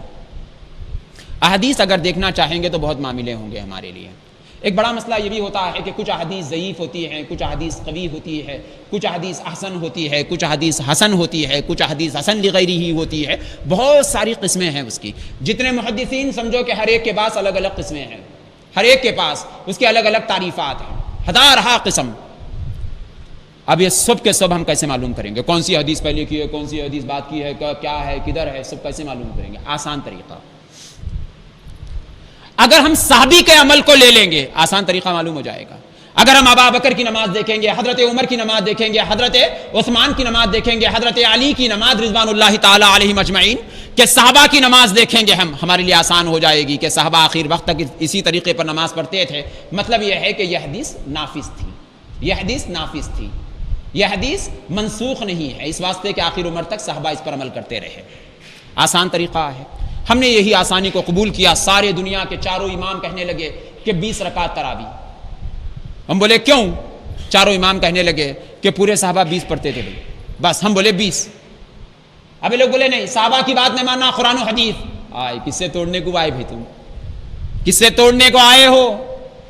کیا اولیاء سے توڑتے توڑتے دل نہ بھرا کہ اب صحابہ کے طرف ہاتھ بڑھا دیے؟ صحابہ کہنے لگے ایک آدمی 3 بار اگر طلاق دے گا تو 3 بار ہوگی. مذاق بنا دیے لوگ طلاق کو. جاہل ہو گئے لوگ. ہر چیز کا علم ہے. بچے کو شادی سے پہلے، بچی کو شادی سے پہلے وہ علم جو فقہ کا ہے وہ پڑھا دینا، وہ علم جو فقہ کا ہے وہ پڑھا دینا تاکہ بچے کو معلوم ہو جائے کہ اس کی ذمہ داریاں کیا ہے، بچی کو معلوم ہو جائے اس کی ذمہ داریاں کیا ہے. لوگوں نے طلاق کا مذاق بنا دیا علم حاصل نہ کرنے کی وجہ سے. فرماتے ہیں کہ 3 طلاق. دنیا کہنے لگی نہیں، بعض لوگ کہنے لگے نہیں، ایک آدمی 100 بھی بولا تو 1 ہوتی. ہم بولے صاحب ایسا کیسا؟ حضرت عمر فاروق اتنے بڑے صحابی، اللہ بولے شیطان بھی اگر راستے میں آیا تو ہٹ جاتا اور عمر گزر جاتے. اتنے بڑے صحابی کہ جس گلی سے عمر گزرے اس گلی سے شیطان نہیں آ سکتا. انہوں نے کہا، وہ کہتے نہیں عمر پہ ایمان لائے، اللہ پہ ایمان لائے، رسول پہ ایمان لائے. چلو قرآن و حدیث دیکھ کے عمل کرو. ہائے حضرت عمر کا ہاتھ ہمیں مصطفیٰ نے عطا کیا. اگر تو حضرت عمر کا ہاتھ ہم سے چھیننا چاہے گا ہو سکتا ہے کہ رافضیوں کی نسل سے ہوگا. تو خوف کھا خدا سے. اتحاد، اصلاح امت، یہ باتیں تیری زبان سے اچھی نہیں معلوم ہوتی. اتحاد امت آج کے زمانے کا ضروری ترین عمل ہے. دنیا جل رہی ہے، مسلمانوں کو لوگ کاٹ رہے ہیں. ایسے زمانے میں اس معاملے میں کیوں پڑا ہے؟ کچھ اچھا کام کر لے، 2 مسلمانوں کو جوڑنے کا کام کر. اس صورتی دنیا میں محبت عام کرنے کی بات کر، اختلاف کی بات نہ کر. یقیناً جان لے کہ جو ابا بکر عمر عثمان و علی سے ٹوٹ گیا، ابا بکر عمر عثمان و علی سے ٹوٹ گیا، وہ اللہ کے رسول سے ٹوٹ گیا. جو اللہ کے رسول سے ٹوٹ گیا یقیناً وہ اللہ سے ٹوٹ گیا. اس واسطے آسان طریقہ کہ صحابہ کا طریقہ دیکھ لو، آسانی ہو جائے گی. مگر یہ لوگ صحابہ سے بھی جڑنے نہیں دیتے، کہتے ہیں کہ نہیں صحابہ سے بھی غلطی ہو سکتی. اب کس سے غلطی نہیں ہوتی؟ بس ہمارے سے غلطی نہیں ہوتی. ہماری نشانی یہ ہے کہ ہمارے بورڈ پہ اہل حدیث لکھا ہوا رہتا، ہمارے سے غلطی نہیں ہوتی. بس یہ حدیث آئی کہاں سے آپ کے پاس؟ اگر صحابہ سے غلطی ہوتی، سب سے غلطی ہوتی تو حدیث کہاں سے ہی آپ کے پاس؟ یہ صحابہ بولنے سے آئی نا جی، یہ صحابہ بولنے سے آئی. جسے مصطفیٰ بنائے تم اسے ادنا کہتے ہو اور خود کے بنائے ہوئے کو کامل کہتے ہو. صاحب اس سے بڑی بے ایمانی کیا ہوگی؟ جسے مصطفیٰ بنا دے، جن کی تعریف قرآن مجید میں آئی ہے، مثلہم فی التورات ومثلہم فی الانجیل. رب کہتا ہے کہ صحابہ وہ ہے جن کی تعریف میں نے توریت و انجیل میں کر دی. اللہ کہتا ہے کہ ان کی تعریف میں نے توریت و انجیل میں کر دی. اب جن کی تعریف توریت و انجیل میں آئی ہے ان کے مقابلے میں تم کہتے ہو کہ ہم زیادہ سچے، ہم زیادہ اچھے، ہم زیادہ پڑھے لکھے، پھر اس سے بڑا جھوٹ کیا ہوگا؟ اس سے بڑا جھوٹ کیا ہوگا جو قرآن کے خلاف آ جائے اور حدیث طیبہ کے خلاف آ جائے؟ الحاصل بنیادی باتوں میں سے چند باتیں ذہن نشین رکھ لیں کہ ہم جو حدیث شریف سنائیں گے نماز کے باب میں، اس کے خلاف بھی احادیث ہو سکتی ہے، صحیح احادیث بھی ہو سکتی ہے، لیکن ہمارے کوئی درد سر نہیں ہے۔ ہم پہلے سے بول رہے ہیں نا کہ 4 امام صحیح تو 4 طریقے ہیں، 4 امام صحیح تو 4 طریقے ہیں، ہر طریقہ اپنے جگہ صحیح ہے۔ بس ہم حدیث اس واسطے سنا رہے ہیں تاکہ معلوم ہو جائے ان جاہلوں کو، ہمیں تو ضرورت نہیں، ہمارا تو صورت ابو حنیفہ کافی ہے، ہم تو مقلد ہیں، صورت ابو حنیفہ کافی ہے ہمارے لیے۔ بتا دینا انہیں ہے کہ گمراہ نہ ہو جاؤ، فقہ حنفیہ تحت قرآن و حدیث ہے، فقہ حنفیہ تحت قرآن و حدیث ہے، یہ بتا دینا مطلوب ہے ان جاہلوں کو، کہیں وہ نئے راستے کے تلاش میں جہنم میں نہ گر جائیں، نئے راستے کے تلاش میں کہیں جہنم میں نہ گر جائیں وہ۔ احادیث میں ایک بات بڑی مشہور ہوتی ہے کہ بعض لوگ کہتے ہیں کہ یہ حدیث ضعیف ہے، یہ حدیث ضعیف ہے، ایک مشہور قول ہوتا ہے، لوگ کہتے ہیں کہ یہ حدیث ضعیف ہے، یہ حدیث ضعیف ہے۔ اصل میں حدیث شریف ضعیف نہیں ہوتی، احادیث کی ہزاروں قسمیں ہیں، لیکن میرے جیسے آپ کے جیسے لوگوں کے لیے احادیث کی 2 ہی قسمیں ہوتی ہیں۔ حدیث یعنی قول رسول، حدیث یعنی وہ بات جو کہ مصطفیٰ سے نسبت ہے، مصطفیٰ کا قول، مصطفیٰ کا سکوت، مصطفیٰ کی تقریر، وہ تمام کی تمام باتیں، مصطفیٰ کی سیرت، یہ سب حدیث شریفہ ہے۔ ایک یہ حدیث شریف ہے، اور دوسری بات یہ ہوتی ہے، دوسری چیز اس کی قسم ہوتی ہے وہ یہ کہ ایک بات ہوتی ہے جو نبی کی نہیں ہوتی، ایک جھوٹا آدمی اپنے طرف سے جوڑ دیتا ہے، ایک جھوٹا آدمی اپنے طرف سے جوڑ دیتا ہے، چونکہ اللہ کے نبی کا نام شروع میں لیتا ہے، وہ کہتا ہے کہ نبی نے کہا یا نبی نے کیا، جس کی وجہ سے سننے والا آدمی سے حدیث شریفہ سمجھ لیتا ہے۔ اس صورت میں احادیث کی 2 قسمیں ہوتی ہیں، ایک قسم حدیث نبوی اور دوسری قسم وہ قول جو کہ نبی کا نہیں ہے مگر جھوٹوں نے کہہ دیا، اس کو نام بھی دیا گیا، ایک قول رسول حدیث شریف سیدھی بات، اور دوسرا موضوع، دوسرے کو کہتے ہیں موضوع۔ موضوع کا مطلب ہوتا ہے جھوٹے کی بات ہے، اس سے نبی کا کوئی واسطہ نہیں ہے، یہ بات جھوٹے کی ہے، نبی کا کوئی واسطہ نہیں ہے۔ باقی جتنے بھی ہیں پورے کے پورے حدیث ہیں، باقی جو قسمیں آتی ہے نا وہ سب حدیث ہے۔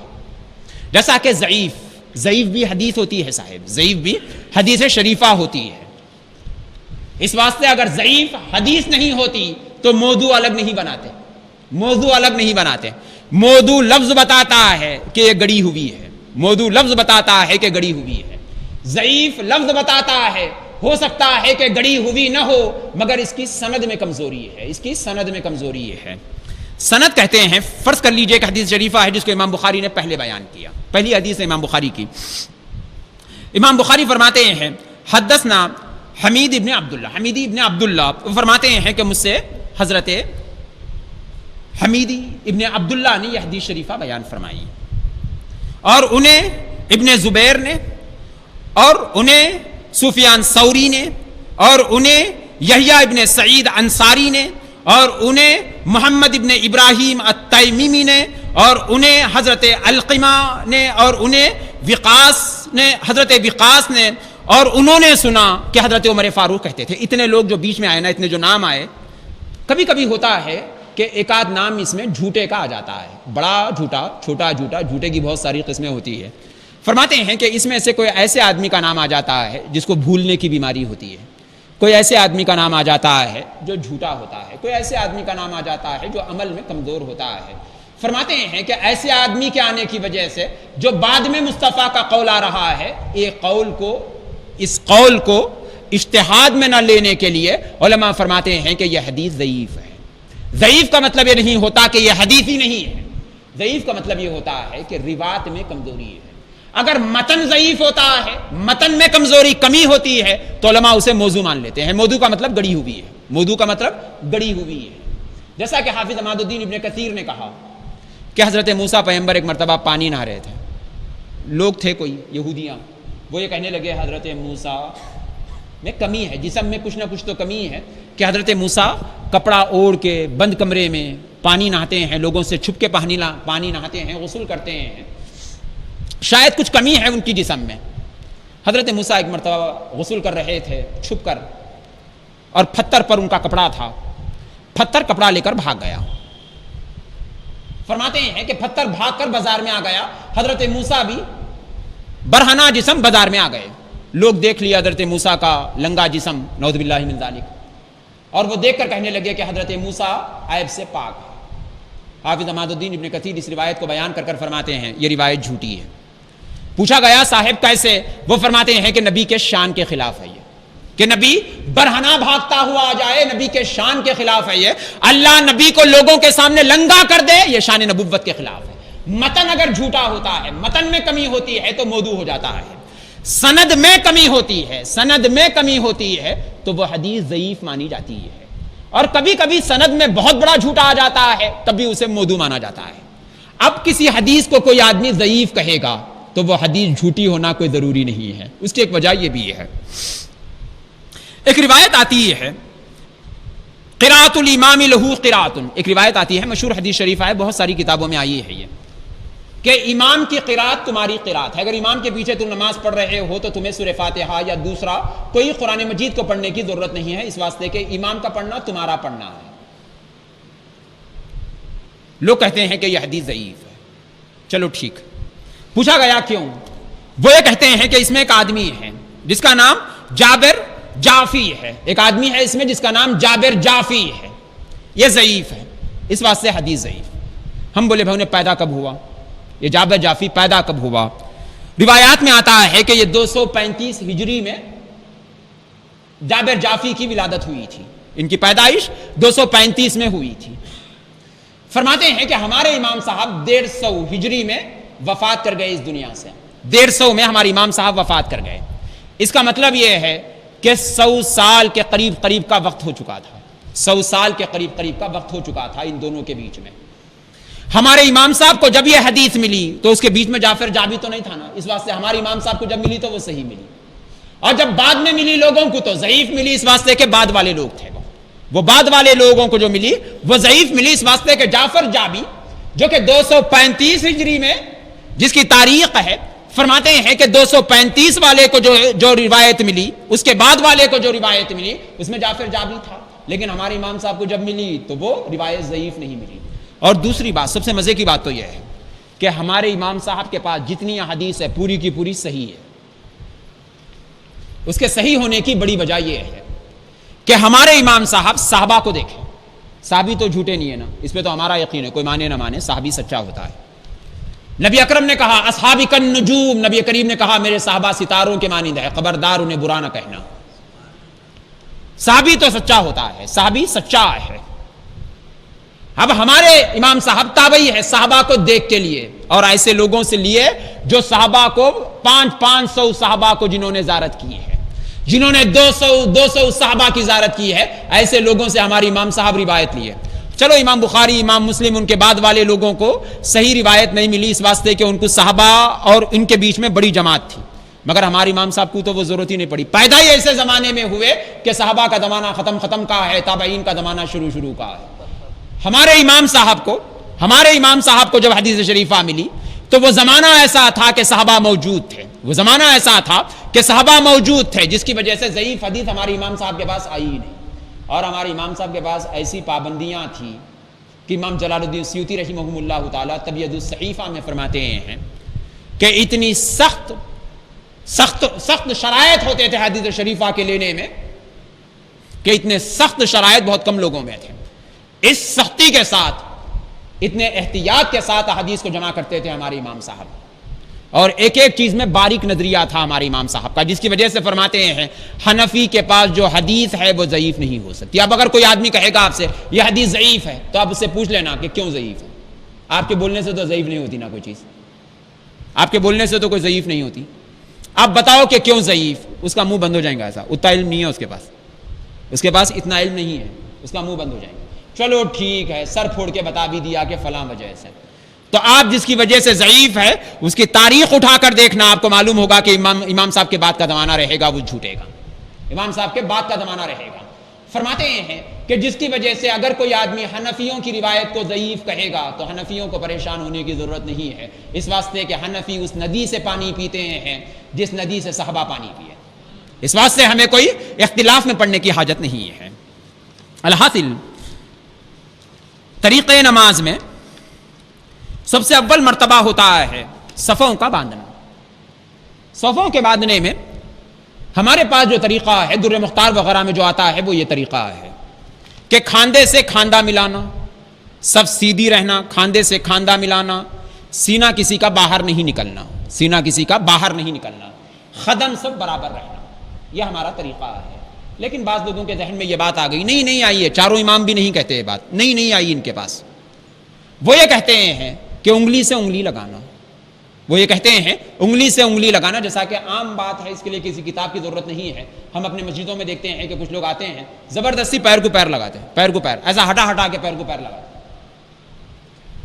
ایسا کسی حدیث شریفہ میں نہیں آیا کہ کر انگلی سے کر انگلی لگا لو۔ اول کسی حدیث شریفہ میں نہیں آیا کہ کر انگلی سے کر انگلی لگا لو۔ البتہ ضرور اتنا آیا ہے کہ کھاندے سے کھاندہ، گھٹنے سے گھٹنا، ٹخنے سے ٹخنا لگانا ہے۔ فرماتے ہیں کہ اس میں جو احادیث ہے وہ دو قسموں پر بٹی ہوئی ہے۔ ایک تو وہ ہے کہ صحابی دیکھ کر کہتے ہیں کہ ہم نے صحابہ کو ایسا دیکھا۔ احادیث میں کچھ وہ احادیث ہیں جس میں ایسا معلوم ہوتا ہے، حدیث مقطوع کے جیسا، کہ صحابی کہتے ہیں کہ ہم نے دیکھا کہ صحابہ ایسا ٹھہرتے تھے، یہ۔ اور دوسرا یہ کہ مصطفیٰ کہتے ہیں کہ تم ایسا ٹھہرو۔ یہ دو قسم کے نظر آتے ہیں۔ اب سیدھی سی بات ہے، جو مصطفیٰ بولیں گے وہ زیادہ قوی ہوگا نا جی۔ مصطفیٰ نے یوں کہا، نبی اکرم نے کہا، عن ابن مسعود رضی اللہ تعالی عنہ، حضرت ابن مسعود رضی اللہ تعالی عنہ فرماتے ہیں، قال رسول اللہ صلی اللہ علیہ وسلم یمسح مناکبا، تم اپنے کاندھوں کو ملا لینا۔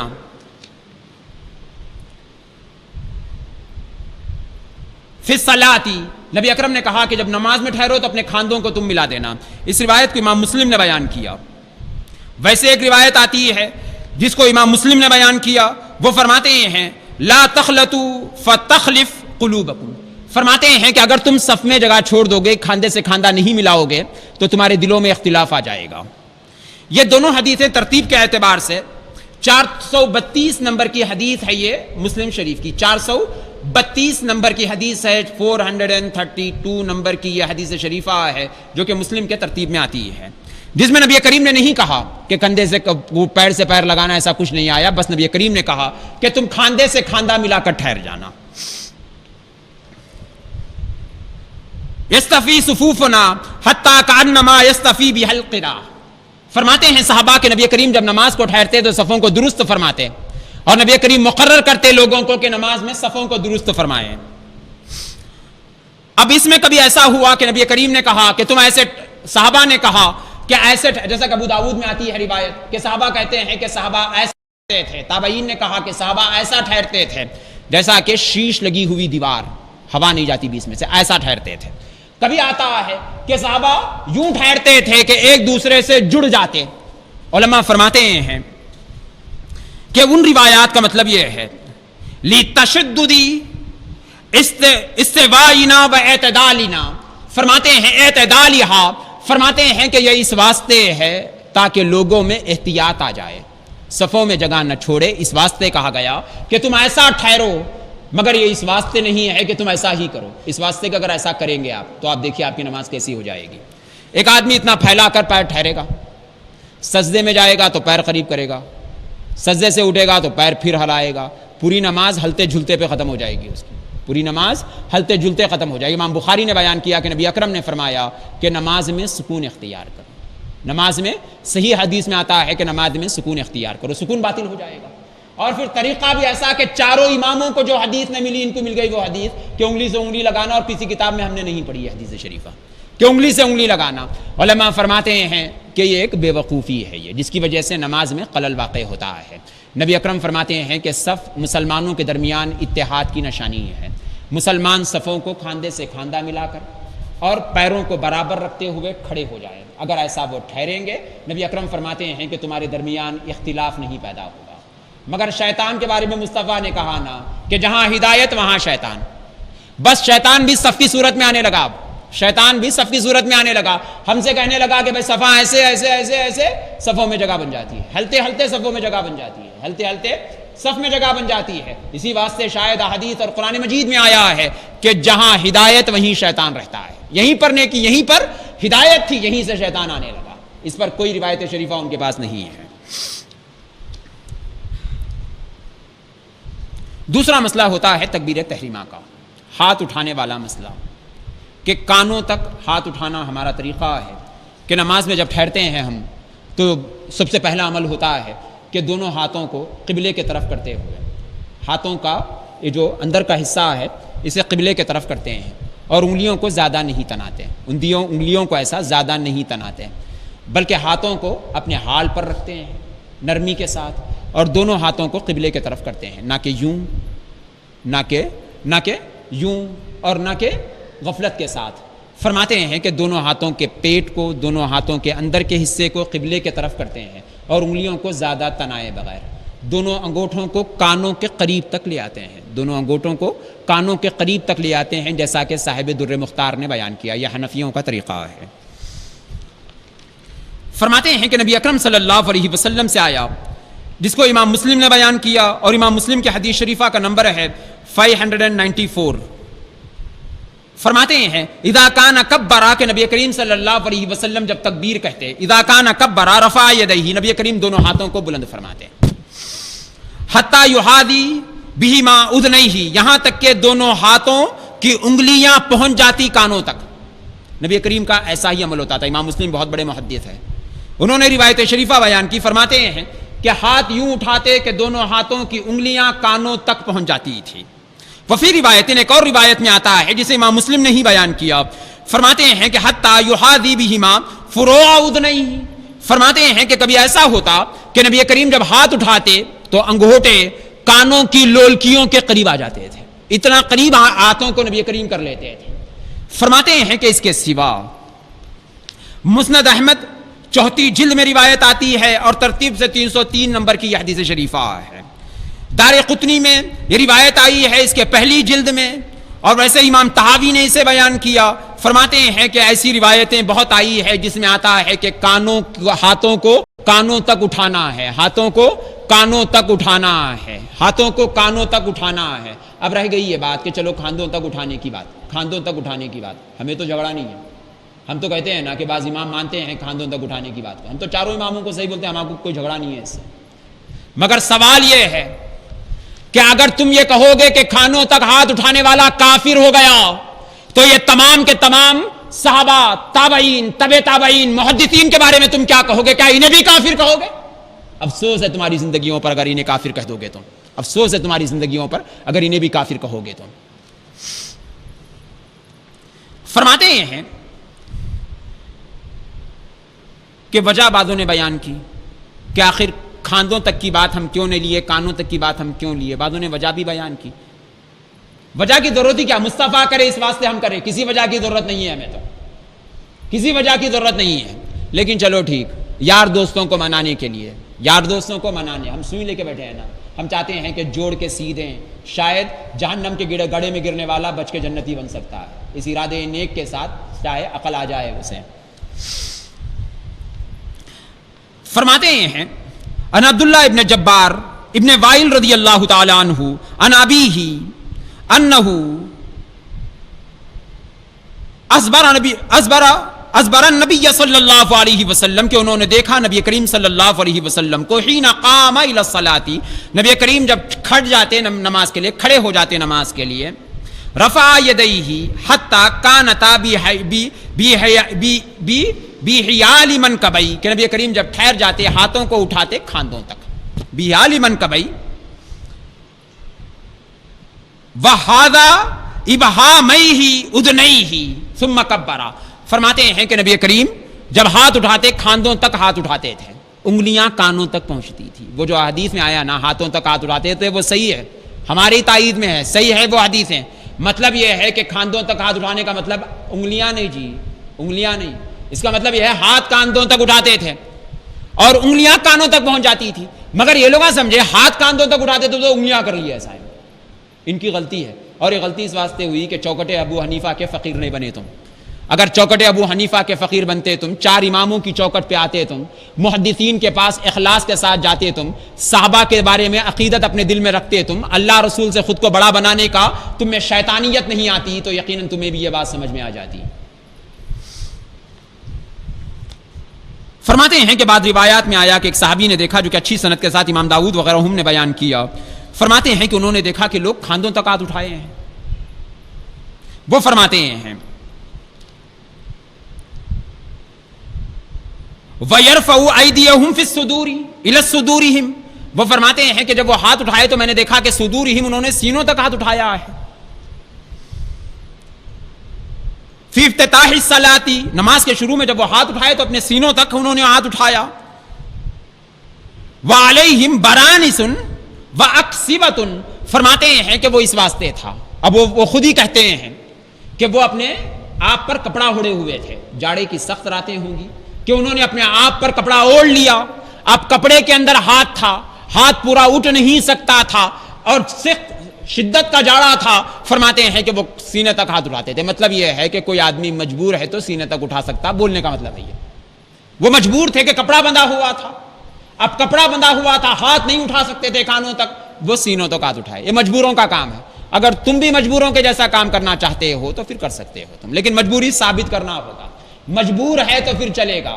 مختار کے جیسا سینہ تالتے ہو اور کام مجبوروں کا کرتے صاحب، مختاروں کے جیسا سینہ تاننا اور کام مجبوروں کا۔ فرماتے ہیں کہ اگر کسی آدمی کا عذر ہے تو وہ بجائے کانوں تک کے کھاندوں تک ہاتھ اٹھا سکتا ہے۔ فرماتے ہیں کہ یہ حدیث شریفہ یہ کہتی ہے، مگر یہ نہیں کہتی کہ کسی آدمی کو کوئی عذر نہ ہو پھر بھی وہ کانوں تک ہاتھ نہ اٹھائے، اس بات پر یہ حدیث شریفہ دلالت نہیں کرتی۔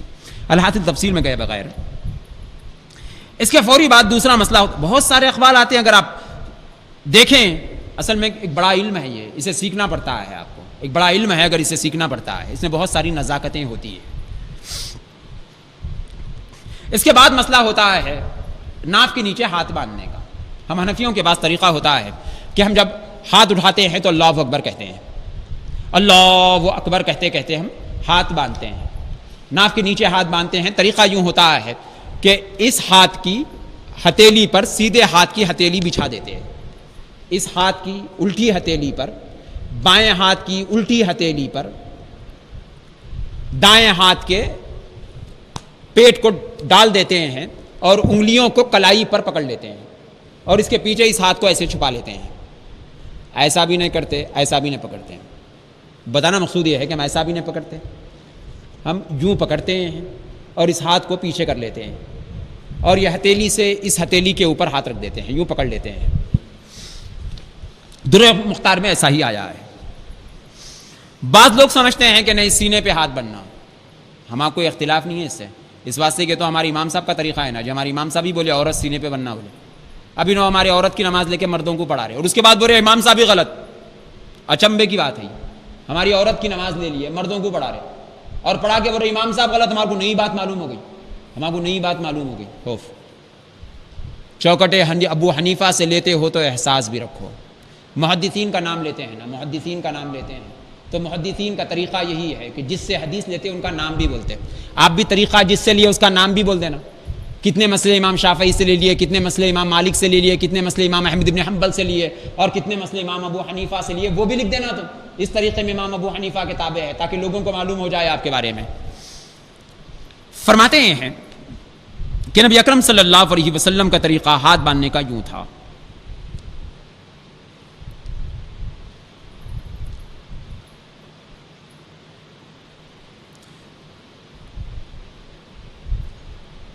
فرماتے ہیں کہ ابو بکر ابن شعبہ بہت بڑے راوی گزرے ہیں، وہ فرماتے ہیں کہ نبی کریم صلی اللہ علیہ وسلم سے روایت شریفہ آئی ہے کہ ہم نے نبی کریم صلی اللہ علیہ وسلم کو دیکھا وضع یمینیہ علی شمالہ فی الصلاۃ تحت السرہ، فرماتے ہیں علی یمینہ علی شمالہ فی الصلاۃ تحت السرہ، فرماتے ہیں کہ یمین سیدھا ہاتھ، یسرا دایاں ہاتھ، ان دونوں ہاتھوں کو یوں رکھتے تحت السرہ اور ناف کے نیچے باندھتے ہیں۔ فرماتے ہیں کہ نبی کریم ایسے ہی پر تحت نیچے کو بولتے ہیں، سرہ ناف کو کہتے ہیں، تحت السرہ کے ناف کے نیچے ہاتھ رکھ کر نماز پڑھتے تھے۔ اب لینے والے حدیث کون ہے یہ دیکھیے آپ، ابو بکر ابن شعبہ، یہ بہت بڑے محدث ہیں، ان کے بارے میں کہا گیا کہ ان سے حدیث شریف لینے والے امام بخاری ہے، امام مسلم ہے، امام داود ہے، امام ابن ماجہ ہے، اور مصنف میں بہت سارے محدثین کے نام آئے ہیں جو انہیں سچا کہہ کر حدیث لیتے ہیں۔ ایسے سچے جنہیں امام بخاری نے سچا کہا، امام مسلم نے سچا کہا، امام داود نے سچا کہا، امام احمد بن حنبل نے سچا کہا، ایسے جلیل القدر محدث کہتے ہیں کہ نبی کریم کی نماز ایسی ہوتی تھی کہ نبی کریم دائیں ہاتھ کو بائیں ہاتھ پر رکھتے ہوئے ناف کے نیچے باندھتے تھے۔ فرماتے ہیں کہ یہ حدیث شریفہ میں جو راوی آئے ہیں، جو سند آئی ہے اس کی، وہ سند بھی اتنی مضبوط ہے کہ امام مسلم کی سند کے جیسی یہ سند ہے۔ فرماتے ہیں کہ سیدنا علی کرم اللہ وجہہ الکریم یہ کہا کرتے تھے کہ سیدنا علی کہتے تھے کہ ناف کے نیچے ہاتھ باندھنا نبیوں کی سنت ہے۔ علی شیر خدا کہتے تھے کہ ناف کے نیچے ہاتھ باندھنا نبیوں کی سنت ہے۔ اگر یہ مانا جائے تو مطلب یہ ہوگا کہ 1,24,000 انبیاء میں ایسے نبی بھی تھے جو نماز میں ناف کے نیچے ہاتھ باندھتے تھے، اور نبی کریم صلی اللہ علیہ وسلم نے وہ طریقہ اختیار کرتے ہوئے نبیوں کے عمل کو ہمارے طرف منتقل فرمایا۔ اس صورت میں ناف کے نیچے ہاتھ باندھنا یہ حنفیوں کا نہیں، صرف ہمارا عمل نہیں ہے، بلکہ یہ عمل ہوگا نبیوں والا عمل ہوگا، یہ کہ انبیاء سابقین بھی ایسا عمل کرتے تھے۔ جیسا کہ سیدنا علی کرم اللہ وجہہ الکریم اور سیدنا انس رضی اللہ تعالیٰ عنہ سے آتا ہے، فرماتے ہیں کہ 3 باتیں ایسی ہیں جو نبیوں کی سنت میں سے ہے: تاجیل الافطار کے افطار میں جلدی کرنا، و تاخیر السحور سحری میں دیری کرنا، ووضع الکف علی الکف تحت السرہ۔ فرماتے ہیں کہ ہاتھ پر ہتھیلی رکھنا اور اس کے بعد ناف کے نیچے باندھنا، فرماتے ہیں کہ نبیوں کی سنت ہے۔ حضرت سیدنا علی فرماتے ہیں اور سیدنا انس رضی اللہ تعالی عنہما فرماتے ہیں۔ ویسے ہی امام ترمذی نے اپنے سنن میں بیان کیا، وہ فرماتے ہیں باب ما جاء فی وضع الیمین علی الشمال فی الصلاۃ۔ انہوں نے ایک باب باندھا ہے جس میں انہوں نے کہا کہ نماز میں دائیں ہاتھ پر بایاں ہاتھ باندھنا، اس پر انہوں نے ایک باب باندھا۔ اس میں وہ فرماتے ہیں علی ھذا عند اہل العلم من اصحاب النبی صلی اللہ علیہ وسلم والتابعین ومنهم بعدهم ويرون ان يضع الرجل يمينه على شماله في الصلاة ورعى بعضهم ان بعضها فوق السرة وروا بعضهم ان بعضها تحت السرة۔ وہ فرماتے ہیں کہ صحابہ نبی کریم صلی اللہ علیہ وسلم سے صحابہ نے ایسا ہی دیکھا کہ صحابہ کی بڑی جماعت نماز میں ناف کے نیچے ہاتھ باندھتی تھی، اور کچھ ایسے بھی تھے جو ناف کے اوپر باندھتے تھے۔ مطلب یہ کہ امام ترمذی کہتے ہیں کہ حنفیوں کا طریقہ غلط نہیں ہے۔ اب اگر کوئی آج کا ایم چوں کہے گا کہ حنفیوں کا طریقہ غلط، تو امام ترمذی بڑے کہ انہیں بڑا، انہوں تو صحاح کے محدث، انہیں اختلاف ڈالنے والا، لڑانے والا، اس کے اندر 1000 خرابیاں ان میں 1000 اچھائیاں، اس کی بات ناقابل قبول، ان کی بات قابل قبول ہوتی ہے۔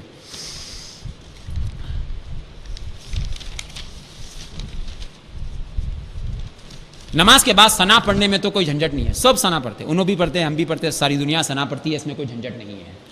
نبی اکرم صلی اللہ علیہ وسلم سے آتا ہے کہ اذا افتتح الصلاة فقال سبحانک اللہم وبحمدک وتبارک اسمک وتعالی جدک ولا الہ غیرک، کہ نبی کریم جب رکعت باندھ لیتے تو نبی کریم یہ دعا پڑھتے تھے۔ دعا ہے یہ، دعا امام کو بھی پڑھنا چاہیے، مقتدی کو بھی پڑھنا چاہیے، بس دعائیں سب پڑھنا ہے، جیسا تسبیح سجدے کی، رکوع کی، یہ سب کو پڑھنا ہے، ویسے ہی امام بھی پڑھتا ہے، مقتدی بھی پڑھتا ہے، دبی ہوئی آواز سے پڑھنا ہے یہ۔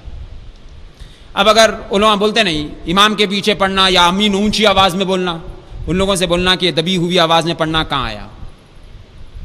صرف پڑھنا آیا، معلوم ہوا پڑھنا ہے، دبی ہوئی آواز میں پڑھنا کہاں آیا؟ ان کے امام کو بولنا یہ بھی اونچی آواز میں پڑھنا، اونچی آواز میں نہیں پڑھتا ہوں۔ آپ دیکھیں ہاتھ کاندھوں تک اٹھاتے تھے تو ٹھیک ہے، یوں اٹھا لینا، ہو جائیں گی نماز، یوں اٹھا لینا ہو جائیں گی، ایسا کرنا کہاں سیکھا؟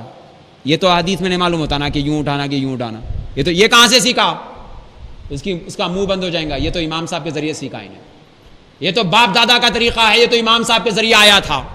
بہت ساری باتیں ہوتی ہے جو ہمیں اپنے اسلاف سے ملتی ہے، ہمیں ہمارے اسلاف سے ملتی ہے، من جملہ انہی میں سے یہ بھی بات ہے کہ ثنا ایک ایسی دعا ہے جو دبی آواز میں پڑھنی ہے۔ فرماتے ہیں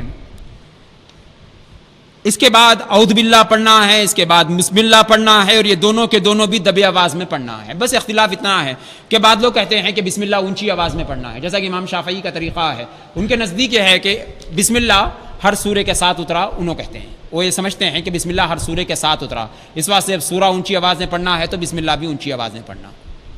لیکن دنیا نے مانی یہ بات. اس واسطے آج بھی جب قرآن مجید چھپتا ہے تو آپ دیکھیے کہ ہر سورے سے الگ بسم اللہ لکھا ہوا رہتا، سورہ الگ لکھا ہوا رہتا. یہ ہمارے امام صاحب کے طریقے پہ ہے.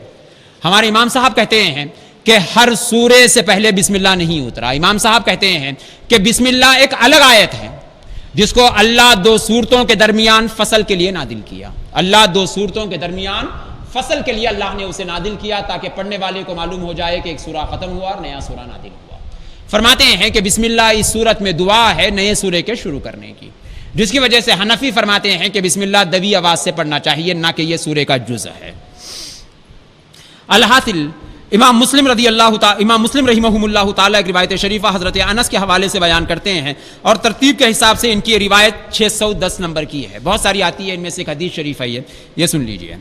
فرماتے ہیں صلیت مع رسول اللہ صلی اللہ علیہ وسلم، صحابی کہتے ہیں کہ میں نے محمد رسول اللہ کے ساتھ نماز پڑھی. وابی بکر، اور میں نے ابی بکر کے ساتھ نماز پڑھی.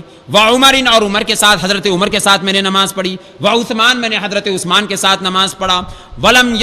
ولم اسمع احدا منهم يقرأ بسم اللہ الرحمن الرحیم، ہم نے نہیں سنا کہ کبھی وہ اونچی آواز میں بسم اللہ پڑھتے تھے.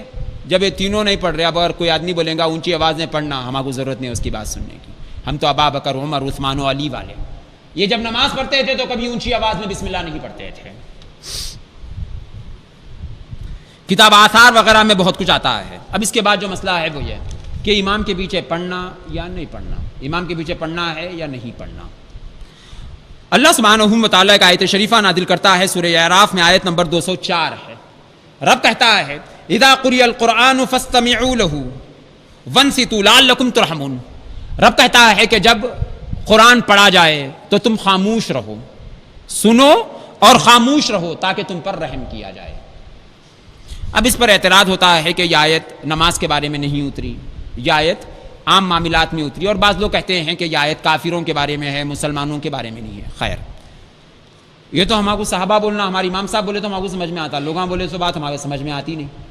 ہمارے امام صاحب یہ کہتے ہیں، جس کو امام احمد بن حنبل نے بیان کیا، اور امام احمد بن حنبل کیا، امام تیمیہ نے بیان کیا. امام تیمیہ معلوم ہے نا، بہت بڑے آدمی ہیں. ہم تو ہر ایک کی عزت کرتے، ہم تو ہر ایک کی عزت کرتے، کسی کو کافر بولنا ہماری عادت نہیں، ہم تو سب کی عزت کرتے. لیکن امام تیمیہ کی تو وہ ذات ہے کہ وہ لوگ بھی امام تیمیہ کو بڑا مانتے ہیں جو حنفیوں کے خلاف میں مورچہ باندھتے ہیں. امام ابن تیمیہ فرماتے ہیں کہ احمد ابن حنبل اجماع علی انہا نزلت فی ذالک وذکر الاجماع علی انہ لا تجب القراءۃ علی المأمون حال الجہر. فرماتے ہیں امام ابن تیمیہ کہ امام احمد بن حنبل نے اجماع بیان کیا ہے. اجماع کا مطلب ان کے زمانے میں سب کے سب ایسے ہی تھے، بولے جیسے اجماع بیان کیا ہے کہ یہ آیت نازل کی گئی ہے نماز کے بارے میں. پہلے اس بات پر اجماع ہو گیا کہ یہ آیت نماز کے بارے میں نازل ہوئی ہے، کافروں کے بارے میں نازل نہیں ہوئی. امام ابن تیمیہ خود ہی کہتے ہیں. اور اس کے سوا بھی اللہ کہتا ہے لعلکم ترحمون، تم پر رحم کیا جائے. یہ کافروں کے بارے میں نہیں آتا، کافروں پہ رحم نہیں کیا جاتا. کافر قرآن سنیں گا خاموش تو کیا اس پہ رحم ہوگا، ثواب ملے گا؟ نہیں ملے گا. یہ تو عقیدہ ہے نا ہمارا. اگر اس کو کافروں کے بارے میں مانیں گے تو عقیدے کے خلاف ہو جائے گا، اور عقیدے کے خلاف نہیں مانتے ہم کیسے بھی. فرماتے ہیں اس کے سوا آگے ایک فتاوی وہ نقل کرتے ہیں اسی کتاب میں، امام ابن تیمیہ فتاوی کبریٰ ان کی کتاب ہے، اسی میں وہ آگے ایک فتویٰ نقل کرتے ہیں اپنی کتاب، اپنی جلد 22 میں، اس کے والیوم 22 میں، اس کا صفحہ ہے 339 345 پر انہوں نے فتویٰ نقل کیا. وہ فرماتے ہیں فالنزاع من الطرفین لكن الذين ينهون عن القراءة مع الامام فهو جمهور السلف والخلف. فرماتے ہیں کہ وہ لوگ جو امام کے پیچھے پڑھنے سے منع کرتے ہیں، لفظ پڑھوں گا تو معنی خود ہی آپ سمجھ جائیں گے، ترجمہ کرنے کی ضرورت نہیں پڑے گی. فالنزاع من الطرفین، نزاع ہے طرفین کے درمیان. لیکن الذین ینہون عن القراءۃ، لیکن ینہون عن القراءۃ، نہا ینہو منع کرتے ہیں، عن القراءۃ پڑھنے سے، مال امامی امام کے ساتھ، فہو جمہور، وہ جمہور ہے، وہ ساری دنیا ہے، مطلب فہو جمہور، السلف والخلف معہم، اور انہی کے ساتھ پہلے والے ہیں، انہی کے ساتھ بعد والے ہیں. یہ تو امام ابن تیمیہ کہتے ہیں. اب وہ لوگ جو امام کے پیچھے پڑھتے ہیں، مطلب یہ ہے امام ابن تیمیہ رحمہ اللہ تعالیٰ کے حوالے سے ان کے ساتھ نہ اگلے ہیں نہ ان کے ساتھ پچھلے، یہ لوگ اکیلے پڑ گئے۔ اب جو اگلوں کے ساتھ نہ ہوا، پچھلوں کے ساتھ نہ ہوا، مصطفیٰ نے کہا وہ شیطان کے ساتھ ہو گیا۔ فرماتے ہیں کہ سیدنا علی کرم اللہ وجہہ الکریم، سیدنا ابوبکر، سیدنا عمر، سیدنا عثمان رضوان اللہ تعالی علیہم اجمعین، یہ سب کے سب کیا کرتے تھے نماز میں؟ دیکھیے فرماتے ہیں علی قال من قرأ خلف الامام، اگر کوئی امام کے پیچھے پڑھے گا فلا صلاۃ لہ، اس کی نماز ہی نہیں ہوتی۔ علی شیر خدا کہتے ہیں، علی شیر خدا کہتے ہیں جس کو مصنف عبد الرزاق میں بیان کیا، بہت بڑے محدث ہیں، امام بخاری کے بھی استاذ ہوتے ہیں یہ، وہ فرماتے ہیں کہ اگر کوئی امام کے پیچھے پڑھے گا اس کی نماز نہیں ہوگی۔ اور سیدنا ابوبکر، سیدنا عمر، سیدنا عثمان اور رضوان اللہ تعالی علیہم اجمعین فرماتے ہیں کانوا ینہون عن القراءۃ خلف الامام، وہ سب کے سب روکتے تھے کہ امام کے پیچھے قرات کرے، یہ سب منع کرتے تھے کہ امام کے پیچھے نماز قرات کرے۔ فرماتے ہیں وَإِذَا قَرَأَ الْإِمَامُ فَانصِتُوا، کہ جب نماز پڑھے امام پڑھے تو تم خاموش رہو، اس کا مطلب یہ ہے کہ تمہارے کو سننے میں آئے نہ سننے میں آئے، دونوں صورتوں میں تم خاموش رہو۔ فَانصِتُوا کہتا ہے خاموش رہو، خاموش رہنے کا مطلب یہ ہے کہ تم خاموش رہو، پڑھو مت، اس واسطے کہ تمہارا پڑھنا امام کا پڑھنا ہے۔ اور اسی واسطے آپ دیکھیے کہ جب غیر المغضوب علیہم ولا الضالین پر پہنچتے ہیں تو آمین بولتے ہیں نا، ہم تو دبی آواز میں بولتے ہیں، ہمارے پاس دبی آواز نہیں بولنا ہونا، پکار کے بولتے ہیں آمین۔ اب پوچھو اس کے کس کی دعا پہ آمین بولا بھائی؟ امام بھی پڑھا تو، امام بھی دعا کرا تو بھی دعا کرا، اب آمین کس کے دعا پہ بولا تو؟ اب آمین بولنے کا مطلب یہ ہے کہ ایک آدمی دعا کرا تم آمین بول رہے، سمجھ میں آ رہا آپ کو؟ اب تم بھی دعا کرے، امام بھی دعا کرا، آمین کس کی دعا پہ بولے؟ آپ عقل بھی نہیں مانتی اس بات کو، کم از کم عقل استعمال کر لیتے جب بھی حنفی کی چوکٹ نہیں چھوڑتے تم۔ فرماتے ہیں امام بخاری رحمہ اللہ تعالیٰ نے حضرت عطا رضی اللہ تعالیٰ عنہ سے ایک روایت شریفہ بیان کی، فرماتے ہیں اس آمین کے متعلق، فرماتے ہیں کہ آمین دعا ہے۔ امام بخاری نے کہا آمین دعا، امام بخاری نے کہا کہ آمین دعا ہے، قرآن نے ہوتا مطلب۔ اب ایسا سمجھیں گے کہ سورہ فاتحہ کے بعد ہے آمین تو کہیں سورہ فاتحہ کا حصہ نہیں ہے؟ امام بخاری بول رہے نہیں، یہ دعا ہے، الگ ہے، سورہ فاتحہ الگ، آمین الگ ہے، اس کا حصہ نہیں ہے۔ جیسا امام آواز سے بول رہا ویسے تم پکار کے آمین مت بولو، مطلب یہ کہ دعا کا حصہ ہے، جیسا سب دعائیں آپ دبی ہوئی آواز میں پڑھتے ہیں ویسے ہی آمین بھی دبی ہوئی آواز میں کہو۔ فرماتے ہیں کہ حضرت علقمہ ابن وائل رضی اللہ تعالیٰ عنہ سے امام ترمذی روایت شریفہ بیان کرتے ہیں کہ نبی اکرم نے کہا غیر المغضوب علیہم ولا الضالین، جب امام پڑھتے پڑھتے پہنچے غیر المغضوب علیہم ولا الضالین فقال آمین خف بها صوتها، فرماتے ہیں نبی اکرم کہ جب امام غیر المغضوب علیہم ولا الضالین پر پہنچے تو تم اپنی آواز کو دبی ہوئی رکھنا، تم اپنی آواز کو دبی ہوئی رکھنا۔ فرماتے ہیں کہ اسے امام ترمذی نے بیان کیا۔ اور اونچی آواز میں اگر آمین کہیں گے تو کچھ خرابی نہیں ہے، لیکن نبی کریم نے اونچی آواز سے آمین نہیں کہی، نبی کریم کے صحابہ اونچی آواز سے آمین نہیں کہتے تھے، رہ گیا اونچی آواز میں آمین کہنے کی روایتیں آئی ہے، اس واسطے کہ مانتے ہیں امام شافعی اونچی آواز میں آمین کو پسند کرتے تھے، مطلب ایک ہے آئی روایت، مگر ہماری روایت بھی حدیث میں آئی ہے، اور جو ہماری روایت کو غلط کہے گا وہ ہمیں نہیں مصطفیٰ کو غلط کہے گا۔ رفع یدین، اس کے بعد جو مسئلہ ہوتا ہے رفع یدین کے ہاتھ اٹھانے والا مسئلہ، کہ بار بار رکوع کو میں تو کہتا ہوں ہاتھ اٹھانا، اور سجدے میں ہر بار ہاتھ اٹھانا، ہر اللہ اکبر پہ ہاتھ اٹھانا۔ ہمارے امام صاحب کے پاس ایسا نہیں ہے، صرف ہم شروع میں ایک بار ہاتھ اٹھا کے باندھ لیتے، تکبیر تحریمہ ہوتی وہ، اس کا مطلب یہ کہ ہم نماز میں آ گئے بس، اب اس کے بعد رکوع سے اٹھے تو ہاتھ اٹھانا ہمارے پاس نہیں ہے، دوسرے اماموں کے پاس ہے۔ فرماتے ہیں کہ عبداللہ ابن مسعود رضی اللہ تعالیٰ عنہ، حنفیوں کی جان ہے عبداللہ ابن مسعود رضی اللہ تعالیٰ عنہ، فرماتے ہیں کہ الا اصلی بکم صلاۃ رسول اللہ صلی اللہ علیہ وسلم، وہ فرماتے ہیں کہ کیا میں تمہیں نہ پڑھا دوں وہ نماز جو کہ نبی کریم صلی اللہ علیہ وسلم پڑھائے، ایسی نماز میں تمہیں نہ پڑھا دوں؟ صحابہ کہنے لگے ضرور پڑھا، ان کے ساتھی کہنے لگے ضرور پڑھا دیجیے ہمیں۔ فصلی فلم یرفعوا یدیہ الا اول مرہ، فرماتے ہیں کہ انہوں نے نماز پڑھائی، لم یرفع، انہوں نے ہاتھ نہیں اٹھایا، الا اول مرہ، سوائے پہلی مرتبہ کے، الا اول مرہ، سوائے پہلی مرتبہ کے انہوں نے ہاتھ نہیں اٹھایا، مطلب صحابہ ایسی نماز پڑھتے تھے کہ ایک بار ہاتھ اٹھاتے تھے، بار بار ہاتھ نہیں اٹھاتے تھے۔ اب اگر کوئی آدمی بول رہا کہ حدیث میں آیا بار بار ہاتھ اٹھانا ہے، کون بول رہا نہیں آیا؟ ہم بول رہے نہیں آیا، ہم بولتے آیا، اس واسطے امام شافعی بول رہے نا جی اگر حدیث میں نہیں آتا وہ قرآن و حدیث کے خلاف ہوتا، ایسا کرنے والا کافر ہوتا، نعوذ باللہ من ذالک، تو ہم امام شافعی کو دوسرے اماموں کو سچا کیوں بولتے تھے؟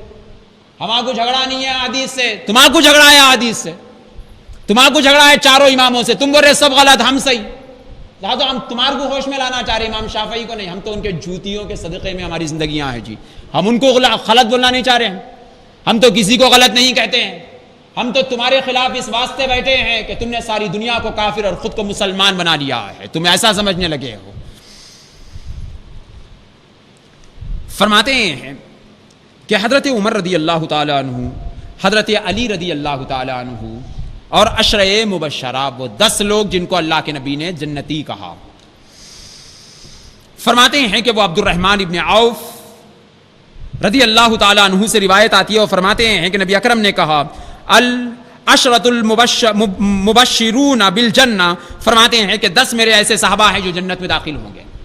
نبی اکرم نے کہا کہ وہ یہ ہیں ابو بکر فی الجنہ، عمر فی الجنہ، عثمان فی الجنہ، علی فی الجنہ، طلحہ فی الجنہ، زبیر فی الجنہ، عبد الرحمن ابن عوف فی الجنہ۔ نبی اکرم نے ایسے ہی 10 صحابہ کا نام لیا، فرماتے ہیں کہ یہ 10 کے 10 صرف پہلی مرتبہ ہاتھ اٹھاتے تھے، بار بار ہاتھ نہیں اٹھاتے تھے۔ اب ان 10 لوگوں سے الگ جانا ہے، ہمارے کو جہنم میں جانا ہے کیا جی؟ ان 10 لوگوں کے خلاف میں جا کے جہنم میں جانا ہے؟ یہ 10 کے 10 صرف پہلی مرتبہ ہاتھ اٹھاتے تھے اور بار بار ہاتھ نہیں اٹھاتے تھے۔ فرماتے ہیں خیر بہت ساری روایتیں ہیں، اس پر تفصیلات میں جانے کی ضرورت نہیں ہے، جب 10 لوگ کر لے تو ہمارے کو کیا ضرورت ہے اتنے مسئلے میں پھنسنے کی۔ اس کے بعد مسئلہ ہوتا ہے رکوع کا، کہ رکوع میں کوئی اختلاف نہیں ہے، اللہ اکبر بولتے ہوئے رکوع میں جانا ہے۔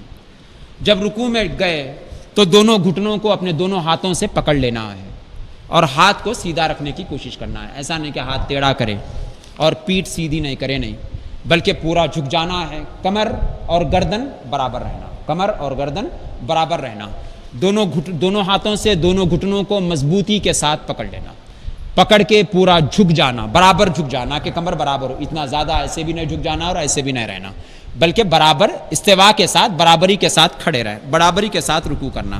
اس میں ان لوگوں کو بھی اختلاف نہیں ہے، اس واسطے زیادہ جھمیلے میں جانے کی ضرورت بھی نہیں ہے ہمارے کو۔ الحاصل نبی اکرم صلی اللہ علیہ وسلم فرماتے ہیں کہ نبی کریم صلی اللہ علیہ وسلم کی نماز یوں ہوتی تھی، سیدنا ابو ہریرہ فرماتے ہیں کہ جب آدمی رکوع کرے تو اسے چاہیے کہ وہ استوا کرے، مطلب یہ کہ اس کا رکوع مکمل ہو، تمام رکوع کرے وہ۔ اس کے بعد فرماتے ہیں کہ جب آدمی رکوع کرے تو سجدہ کرے، اسے چاہیے کہ سجدہ اور رکوع وہ مکمل کرے۔ فرماتے ہیں کہ سجدے کے طریقے کے متعلق آتا ہے، اچھا اس کی تسبیح بھی ہے نا، کہ سجدہ جب رکوع کریں تو فرماتے ہیں کہ 3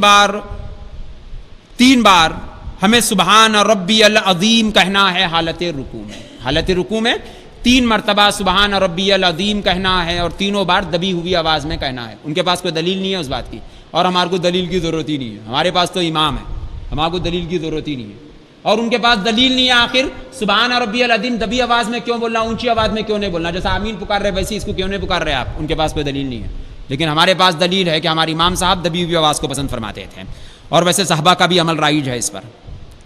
فرماتے ہیں کہ اس کے بعد سجدہ ہے۔ نبی اکرم صلی اللہ علیہ وسلم جب سجدہ فرماتے تو نبی کریم صلی اللہ علیہ وسلم 7 ہڈیوں پر سجدہ فرماتے تھے۔ فرماتے ہیں نبی کریم صلی اللہ علیہ وسلم کہ وَأَشَارَ بِيَدِهِ عَلَىٰ أَنفِهِ کہ نبی کریم اشارہ کرتے ہوئے کہتے ہیں کہ ناک۔ اس کے بعد نبی کریم یدین دونوں ہاتھ، فرماتے ہیں کہ رکبتین دونوں گھٹنے، اور رجلین فرماتے ہیں کہ دونوں پیر۔ نبی کریم ایسا سجدہ فرماتے تھے۔ فرماتے ہیں کہ ناک لگانا فرض ہے نماز میں، اور ناک ایسے لگانا کہ پیشانی لگ جانا احناف کے نزدیک واجب کے قریب ہے یہ۔ فرماتے ہیں کہ ناک لگانا ایسے کہ پیشانی لگ جائے زمین پر، اس واسطے کہ اس میں زیادہ عمل ہے۔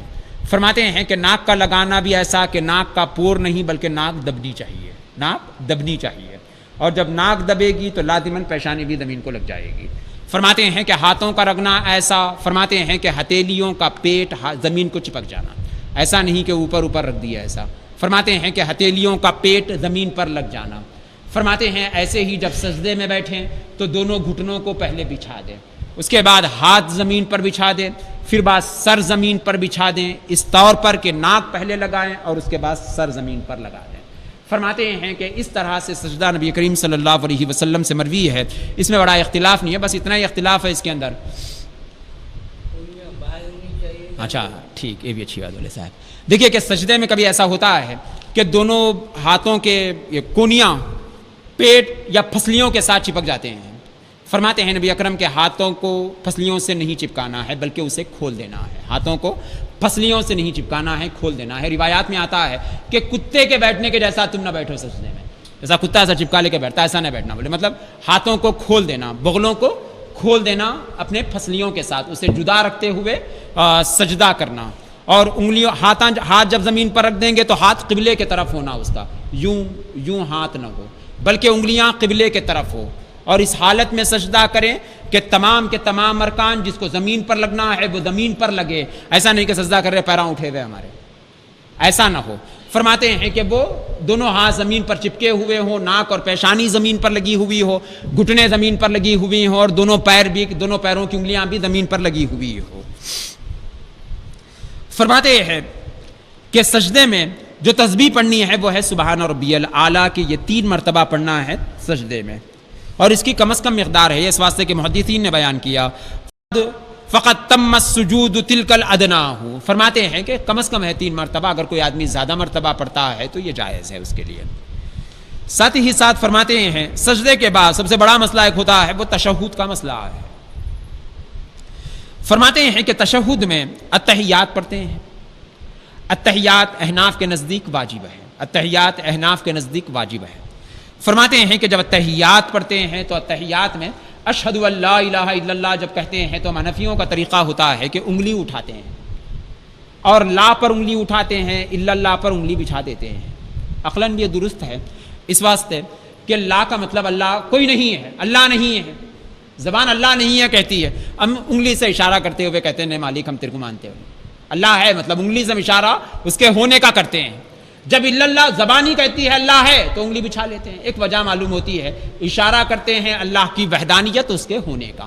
تشہد کی انگلی سے اشارہ کرتے ہیں، شہادت کی انگلی اسی واسطے بولتے ہیں، اس کے ذریعے ہم گواہی دے رہے بولے. شہادت کی انگلی اس کو اسی واسطے بولتے ہیں، شہادت اصل میں زبان سے دیتے ہیں ہم، لیکن اس کو شہادت کی انگلی اس واسطے بولتے ہیں کہ جب زبان لا کہتی ہے انگلی ہاں کہتی ہے. جب لا زبان کہتی ہے ہماری، انگلی ہاں کہتے ہوئے کہتی ہے کہ ہاں ایک معبود ہے جو بے مثل ہے. فرماتے ہیں کہ نبی کریم صلی اللہ علیہ وسلم کا طریقہ یوں ہوتا تھا.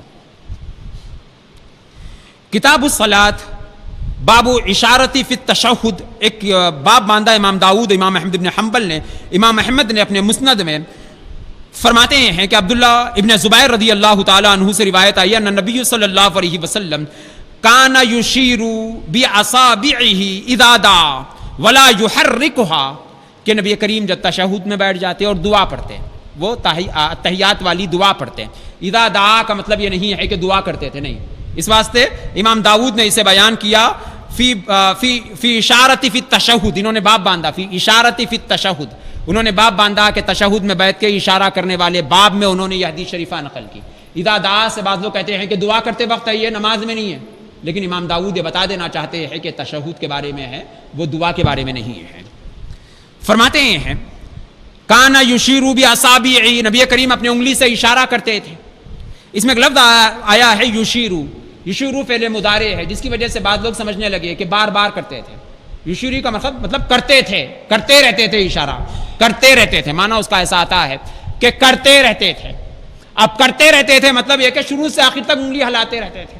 اس واسطے بعض لوگ سمجھے کہ ایسا کرنا ہے، جیسا بعض اماموں کے پاس بھی ہے. لیکن حنفیوں کا قول ثابت سالم کامل ہوتا ہے. فرماتے ہیں ابو داود میں آتی ہے، مسند احمد میں آتی ہے کہ نبی کریم کا عمل بتانے والے صحابی فرماتے ہیں اذا دعا ولا یحرکھا، فرماتے ہیں کہ نبی کریم ایسا انگلی اٹھاتے تھے کہ ولا یحرکھا، کہ اسے ہلاتے نہیں تھے، ایک بار اشارہ کرتے تھے. مطلب ولا یحرکھا لفظ بتاتا ہے کہ اشارہ کرتے تھے مگر ہلاتے نہیں تھے، اشارہ کرتے تھے مگر ہلاتے نہیں تھے. ویسے تو اشارہ کرنے سے شیطان کو مار پڑتی ہے، مگر اب شیطان کو مار پڑتی بلکہ کیا 10 بار ہلائیں گے؟ نہیں. شیطان کو مار تو تبھی پڑے گی نا جب سنت کے طریقے پر ہم انگلی اٹھائیں گے. سنت یہی ہے کہ ایک بار اٹھانا ہے. شیطان کو مار پڑتی بلکہ بار بار ہم نہیں کر سکتے. ہم بولے نہیں اللہ کو سجدہ پسند ہے 100 سجدے کر لیں گے ایک رکعت میں، بولتا نماز نہیں ہوتی. ویسی انگلی بھی بار بار شیطان کو مار پڑتی بلکہ شوق میں ہلائے تو نماز نہیں ہوتی. فرماتے ہیں کہ ولا یحرکھا بتاتا ہے کہ ایک بار اشارہ فرماتے تھے پھر اشارہ نہیں کرتے تھے. اس کے بعد دعائے ماثورہ ہوتی، وہ درود ابراہیم دعائے ماثورہ، اس پر بھی کوئی اختلاف نہیں ہے، انہیں بھی ہمیں بھی. رہ گیا اس کے بعد ایک ضروری مسئلہ ہوتا ہے، وہ عورتوں کی نماز والا ہے کہ عورتوں کی نماز مردوں کی نماز ایک جیسی ہے. وہ یار دوستاں سمجھتے ہیں ایسا، جبکہ عورتوں کی اور مردوں کی نماز ایک جیسی نہیں ہوتی. عورتوں اور مردوں کی نماز میں فرق ہے. آخر باب ہے یہ. اس کے بعد بس ایک ہی چیز ہے دعا کی، اس کے بعد دعا کر دیتے ہیں. فرماتے ہیں امام احمد بن حنبل کہ حضرت حمید ابن سعدی رضی اللہ تعالی عنہ کی بیوی نبی کریم کے پاس آتی ہے. آ کر بڑی اچھی بات وہ کہتی ہے انہا جاءت نبی صلی اللہ علیہ وسلم، انہا جاءت نبی صلی اللہ علیہ وسلم، وہ کہتی ہے کہ میں مصطفیٰ کے دربار میں حاضر ہوئی. وقالت، اور میں نے کہا یا رسول اللہ انی احب الصلاۃ معک.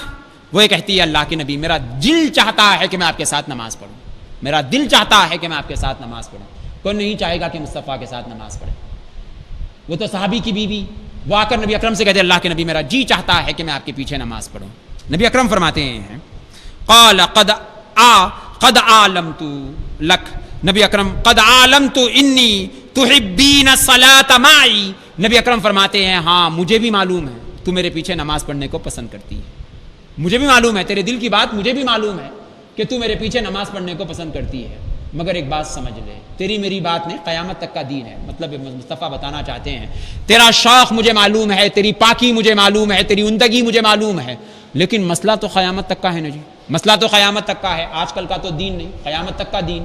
نبی اکرم فرماتے ہیں اس عورت سے، اس صحابیہ سے نبی اکرم فرماتے ہیں صلاتک فی بیتک خیر لکی من صلاۃ فی حجرتک. نبی اکرم فرماتے ہیں کہ تیری وہ نماز جو تو گھر میں پڑھتی ہے اس نماز سے اچھی نماز وہ ہے تیری جو تو کمرے میں پڑھتی ہے. اس کے بعد وہ کہتی ہے نبی اکرم فرماتے ہیں وصلاتک فی حجرتک خیر من صلاتک فی دارک. فرماتے ہیں کہ تیرا وہ نماز جو کہ تو تیرے کمرے میں پڑھتی ہے وہ نماز اس سے اچھی نماز وہ ہے جو اس کے اندر کے کمرے میں تو ادا کرے. مطلب آنگن میں کوئی نماز پڑھتی ہے، آنگن کے کمرے سے اچھی نماز، آنگن سے اچھی نماز یہ ہے کہ تو کمرے میں پڑھ. اس کے بعد نبی اکرم فرماتے ہیں خیر لک من صلاۃ فی مسجدی. فرماتے ہیں نبی اکرم کہ اس سے اچھی نماز وہ ہے جو تو آنگن میں پڑھنے والی نماز ہے، وہ نماز اس سے بہتر ہے جو تو میرے مسجد میں پڑھے گی. فی مسجدی، نبی اکرم مسجدی بیتی حیدرآبادی یہ جو آتا ہے نا اس کا مطلب ہوتا ہے حیدرآبادی آدمی، میرا گھر جب کہتے ہیں ویسا ہی نبی اکرم فرماتے ہیں فی مسجدی، تیری وہ نماز جو تو گھر میں پڑھے گی وہ نماز زیادہ اچھی ہے اس نماز سے جو میری مسجد میں پڑھے گی. مصطفیٰ کی مسجد سے اچھی نماز عورت کی گھر کے کمرے کی ہے. اب اگر کوئی بولے گا ناچارام میں نے مسجد بنا لی ہے، عورت آ کے میرے مسجد میں نماز پڑھے، اس کو پوچھنا پڑے گا کیا نبی کے نماز مسجد سے بڑی اس کی مسجد ہو گئی جی؟ نبی اکرم نے کہا فی مسجدی، یہ تیری محبت میں جانتا ہوں تو میرے پیچھے نماز پڑھنا چاہتی ہے، مگر میں تجھے قاعدہ بتا دوں کہ اگر تو میری مسجد میں نماز پڑھنا چاہتی ہے، تیری وہ نماز جو میری مسجد میں پڑھے گی اس نماز سے اچھی نماز یہ ہے کہ تو اپنے گھر کے کمرے میں پڑھ. نبی کریم نے عورت کو یہ پسند کیا، اس واسطے فرماتے ہیں کہ عورت اور مرد میں فرق ہے، احکام بدلے سے ہیں دونوں کے. اسی ضمن میں بہت ساری روایتیں آتی ہیں کیا عورت کی نماز میں فرق ہے کہ عورت کو کھاندوں تک ہاتھ اٹھا، اس پر اجماع بیان کیا گیا ہے. امام احمد بن حنبل نے اس پر اجماع بیان کیا.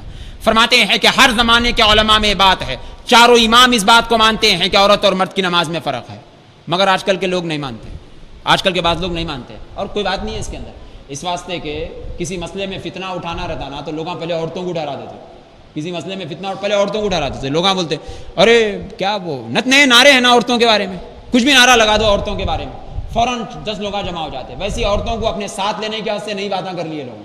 اعلان سمجھے کہ فیشنیبل عورت ان کے ساتھ آ جائے گی، اس واسطے نعرہ لگا لیا، اور فیشنیبل عورت ان کے جھانسے میں آ بھی گئی، فیشنیبل عورت ان کے جھانسے میں آ بھی گئی. اور نیک عورت کا تو عمل یہ ہے، دیکھیں اس روایت کے آخر میں ایک لفظ آتا ہے، فرماتی ہیں وہ صحابی کی بیوی کہتی ہے قال فامرت فبنی لها مسجد فی اقصى شیء من بیتها، انہوں نے ایک کونے میں مسجد بنا لی، اپنے کمرے میں ایک کونے میں انہوں نے اپنی ایک جگہ بنا لی، مصلی ڈال دی، انہوں نے کہا کہ میری جگہ ہے نماز پڑھنے کی۔ ایسا ہر گھر میں ہونا چاہیے۔ عورت کی یہی جگہ اعتکاف کی ہوتی، عورت کی یہی جگہ اعتکاف کی ہوتی ہے۔ ہر گھر میں آدمی جب گھر بنائے تو اندر ایک کمرہ نماز کا اسے بنا لینا چاہیے۔ وہ واسطو دیکھنے کی ضرورت نہیں ہے آپ کو، آپ جب گھر بنائے تو نماز کے لیے ایک الگ کمرہ بنانے کا آپ کو غور کرنا ہے۔ آپ کو یہ دیکھ لینا ہے کہ بیت الخلے میں جب بیٹھنا ہے تو کہیں قبلے کو پیٹھ ہو رہی، چہرہ ہو رہا، آپ یہ دیکھ لینا ہے کہ ایسا نہیں ہونا ہے آپ کو۔ آپ واسطو دیکھنے والے نہیں ہوتے، آپ مصطفیٰ کی پسند دیکھنے والے ہیں۔ فرماتے ہیں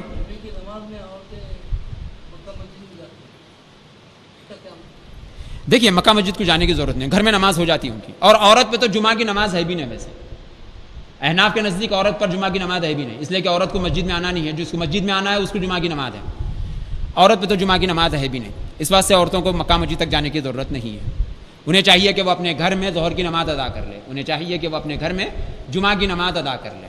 لیکن کبھی ایسا ہوتا ہے کہ ایک صاحب مدینہ منورہ چلے گئے، اب مدینہ منورہ آ گئے، جمعہ کی نماز ہو رہی، عورت مسجد میں ہے، وہ عورتوں کی مسجد میں وہ نماز پڑھ لیتی ہے سب کے ساتھ، ایسا پڑھ سکتی انہیں۔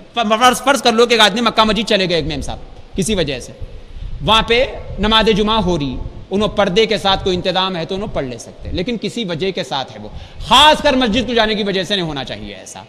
آج عورت کی نماز وہ اچھی جو گھر میں پڑھے۔ خیر اس پہ تو اجماع ہے، عورت مرد کی نماز میں فرق ہے، تمام ائمہ میں اس میں اجماع ہے۔ آج کل جو لوگ بول رہے وہ کھلا ہوا جھوٹ ہے، اگر یہ سچ ہے تو ان کو بتا دو، بولنا کہ عورت اگر مرد دونوں برابر ہے تو ان کی مسجد میں عورت کیوں نہیں امامت کر رہی، ان کی مسجد میں عورت کیوں نہیں اذان دے رہی، ان کی مسجد میں امام مؤذن خطیب عورت کیوں نہیں ہے؟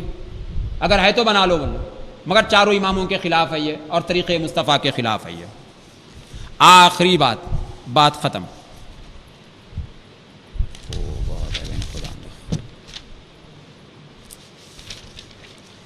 دعا کا مسئلہ ہوتا ہے آخر میں، نماز ختم ہو گئی، سلام ولام پھیر دیا، آپ سلام پھیر دیے، دعا۔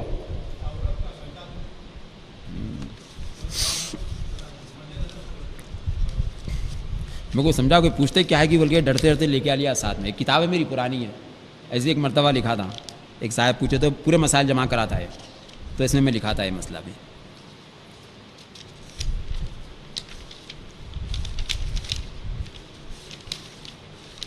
دیکھیے مرد و عورت کی نماز میں فرق ہے۔ فرماتے ہیں کہ نبی اکرم صلی اللہ علیہ وسلم ایک مرتبہ دو عورتوں کے پاس سے گزرے، جس کو امام داؤد نقل کرتے ہیں اپنے 7 نمبر کے صفحے پر۔ فرماتے ہیں کہ ان زید ابن ابی حبیب ان رسول اللہ صلی اللہ علیہ وسلم مر علی امرتین، نبی کریم گزرے دو عورتوں کے پاس سے، یصلیان فقال ان سجدتها فضم بعضها علی بعض۔ فرماتے ہیں کہ نبی کریم صلی اللہ علیہ وسلم نے ان عورتوں کو دیکھا اور نبی کریم نے ان سے کہا کہ عورت جب نماز پڑھے تو وہ سجدہ جب کرے تو اپنے سینے کو اپنے رانوں کے ساتھ وہ جوڑے رکھے، اپنے سینے کو اپنے رانوں کے ساتھ وہ جوڑے رکھے، اور اپنے پیروں کے گوشت کو زمین کے ساتھ چپکائے رکھے، اپنے پیروں کے گوشت کو وہ زمین کے ساتھ چپکائے رکھے۔ فرماتے ہیں کہ نبی کریم صلی اللہ علیہ وسلم نے عورت کو اسی طریقے کی نماز کا ذکر کیا۔ احادیث کا صاف ترجمہ یہ ہے، دو عورتوں کے پاس سے نبی کریم گزرے جو نماز پڑھ رہی تھی، آپ نے فرمایا جب تم سجدہ کرو تو اپنے جسم کا کچھ حصہ زمین سے ملا لیا کرو، کیونکہ عورت کا حکم سجدے کی حالت میں مرد کے جیسا نہیں ہے۔ نبی کریم نے یہی عورت کے لیے کہا۔ اس کے سوا اور بھی احادیث ہیں جس کے اندر فرق ہوتا ہے مرد و عورت کی نماز میں، اور اس پر اجماع بھی بیان ہوا ہے، اور امام ابو یزید قروانی المالکی رحمہ اللہ تعالیٰ نے اجماع بیان کیا، امام شافعی نے بھی یہی کہا، امام حنبلی نے بھی یہی کہا، مطلب چاروں کے چاروں امام اس بات پر متحد ہے۔ الحاصل اس کے بعد جو مسئلہ رہتا ہے وہ دعا ہے۔ نماز کے بعد، فرض نماز کے بعد دعا قبول ہوتی، بہت ساری روایتوں میں آیا کہ دعا قبول ہوتی فرض نماز کے بعد، جیسا کہ نبی اکرم فرماتے ہیں کہ لا يرد الدعاء بعد صلاۃ المکتوبات، کہ فرض نمازوں کے بعد والی دعا رد نہیں ہوتی۔ بعض روایات میں آتا ہے دبر الصلاۃ المکتوبات، کہ فرض نمازوں کے بعد، دبر کہا گیا بعدہ کہا گیا، دو لفظ بھی آئے ہیں کہ فرض نمازوں کے بعد بہرحال دعا قبول ہوتی ہے۔ روایات میں آتا ہے کہ حضور نبی اکرم صلی اللہ علیہ وسلم سے امام عبداللہ ابن مبارک جو محدثین کے امام ہیں، امام بخاری وغیرہ کے امام ہوتے ہیں، عبداللہ امیر المؤمنین فی الحدیث انہیں کہتے ہیں، امیر المؤمنین فی الحدیث انہیں کہتے ہیں، بہت بڑے امام مانے جاتے ہیں یہ. انہوں نے کتاب لکھی ہے مسند کے نام سے، اس کے صفحے نمبر 54 پر 54 پر وہ لکھتے ہیں ان فضل ابن عیاض، فضل ابن عیاض رضی اللہ تعالی عنہ کے حوالے سے وہ حدیث نقل کرتے ہیں. وہ فرماتے ہیں قال رسول اللہ صلی اللہ علیہ وسلم الصلاۃ مثنا مثنا، نبی اکرم فرماتے ہیں کہ صلاۃ دو دو رکعت کر کے پڑھنا، نفل نمازیں دو دو رکعت کر کے پڑھنا چاہیے، 4 سے 2 رکعت اچھی ہے، 2 رکعت جب نماز پڑھ لی ہے. وتشہد کل رکعتین، اور ہر 2 رکعت کے بعد تشہد کرنا ہے. اس کے بعد نبی اکرم فرماتے ہیں وتخشع وتسرع وتمسکن، نبی اکرم فرماتے ہیں کہ سکون سے بیٹھ جاؤ، ڈر جاؤ، اللہ سے ڈر جاؤ، خوف لاؤ اپنے اندر. ثم تقنع یداک، پھر فرماتے ہیں کہ دونوں ہاتھوں کو الگ کرو، الگ کرتے ہوئے دونوں ہاتھوں کو وترفعہما، اور انہیں بلند کرو. ترفعہما، رفع یرفع اٹھانے کو کہتے ہیں، وترفعہما دونوں ہاتھوں کو اٹھاؤ، الی ربک اپنے پروردگار کے طرف، الی ربک اپنے پروردگار کے طرف، مستقبلا ببطونہا، اس حال میں کہ مستقبل کرو ببطونہا، بطون کہتے ہیں دونوں ہاتھوں کے پیٹ کو، بطون پیٹ کو کہتے ہیں نا، دونوں ہاتھوں کے پیٹ کو، ببطونہا وجہک اپنے چہرے کے سامنے، وجہن کہتے ہیں چہرے کو. ان دونوں ہاتھوں کو اٹھاؤ ایسا کہ ان کا پیٹ تمہارے آنکھوں کے سامنے آ جائے. اس کے بعد کہو فتقولو، اس کے بعد تم کہو یا ربی یا ربی یا ربی، تم ایسا کہو، مطلب دعا کرو، یا ربی یا ربی یا ربی تم کہو.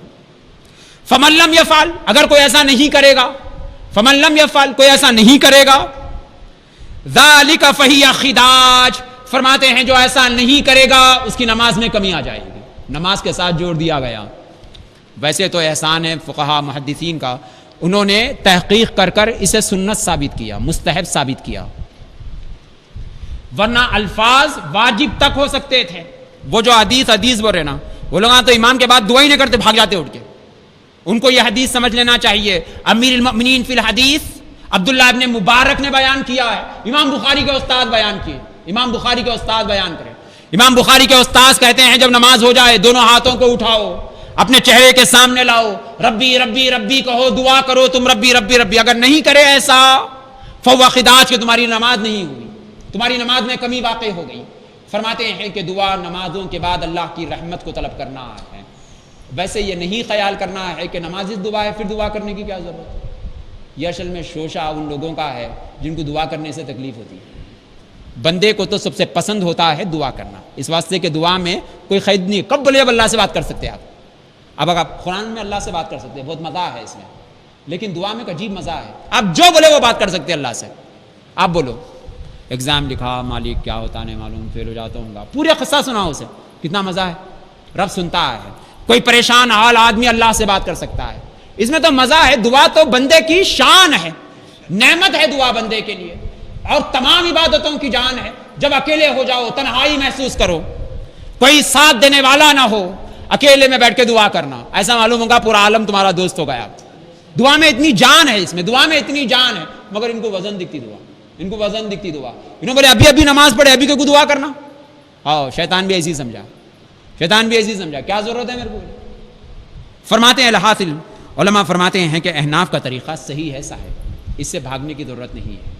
اور یقیناً یہ لوگ اتنی کوشش کیا حنفیوں کو گمراہ کرنے کی، مگر آج تک حنفیوں کو گمراہ کر نہ سکے، نت نئے طریقے اختیار کیے. اب حالت یہ ہوئی کہ جب سے یہ حنفیوں کے پیچھے پڑے، سعودی کے امام صاحب، خانہ کعبہ کے امام صاحب بھی ان کی مخالفت میں کتابیں لکھ دیے. ساری دنیا کے لوگ کتابیں لکھے. آپ کو تو ایرانیہ وغیرہ ملتے ہیں نا ہندوستان، آپ کو ہندوستان میں بہت سارے لوگ ملتے ہیں، بہت سارے لوگ پڑھنے آتے ہیں بچے. آپ ان سے پوچھ لینا کہ بھائی یہ کیا طریقہ ہے، بار بار ایسا بولتے ہیں لوگ، امام صاحب کو گالیاں دیتے، کیا ہے یہ؟ تو لوگ بولیں گے آپ کو یہ سب وہابیاں نجدیاں ہیں. یہ وہ لوگ بولیں گے، ہم بولے تو لوگوں کو برا دکھے گا. وہ لوگ کہیں گے جو عرب ہے، وہ کہیں گے وہابی نجدیاں ہیں. یہ ان لوگوں پہلے پورے صحابہ کے قبریں توڑ دیے، پہلے صحابہ کی قبریں توڑے، یہ اہل بیت کی قبریں توڑے، یہ وہاں پر فتنہ مچائے. خانہ کعبہ میں انہوں نے گولیاں چلا دی، وہاں فتنہ مچائی ہے. اب ہندوستان آئے تاکہ یہاں فتنہ مچا دے، مگر یہاں فتنہ نہیں مچے گا. ہاں، عالموں کو زمین دوست، مشہور واقعات ہے، دنیا جانتی ہے. اور حیدرآباد کے ہمارے جج بھی تھے، وہ بھی وہاں پر شہید ہوئے تھے. حیدرآباد کے ہائی کورٹ کے ایک جج بھی تھے جو وہاں پر شہید ہوئے تھے. بہت ساری کتابیں ہیں ان پر.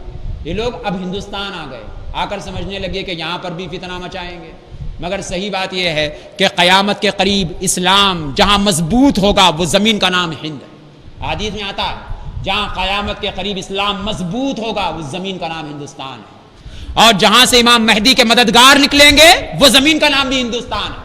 یہاں پر کبھی بھی غریب نواز کے قدم کے بعد باطل سر نہیں اٹھا سکتا، جب سر اٹھائے گا بے عزتی کے ساتھ کاٹا جائے گا، بے عزتی کے ساتھ کاٹا جائے گا۔ یہ غریب نواز کی زمین ہے، اس کے لیے دعا مصطفیٰ نے کر دی ہے، اس کے لیے دعا مصطفیٰ نے کر دی ہے۔ جب کبھی باطل آئے گا یہاں پر شرمندہ ہوگا، باطل آئے گا شرمندہ ہوگا۔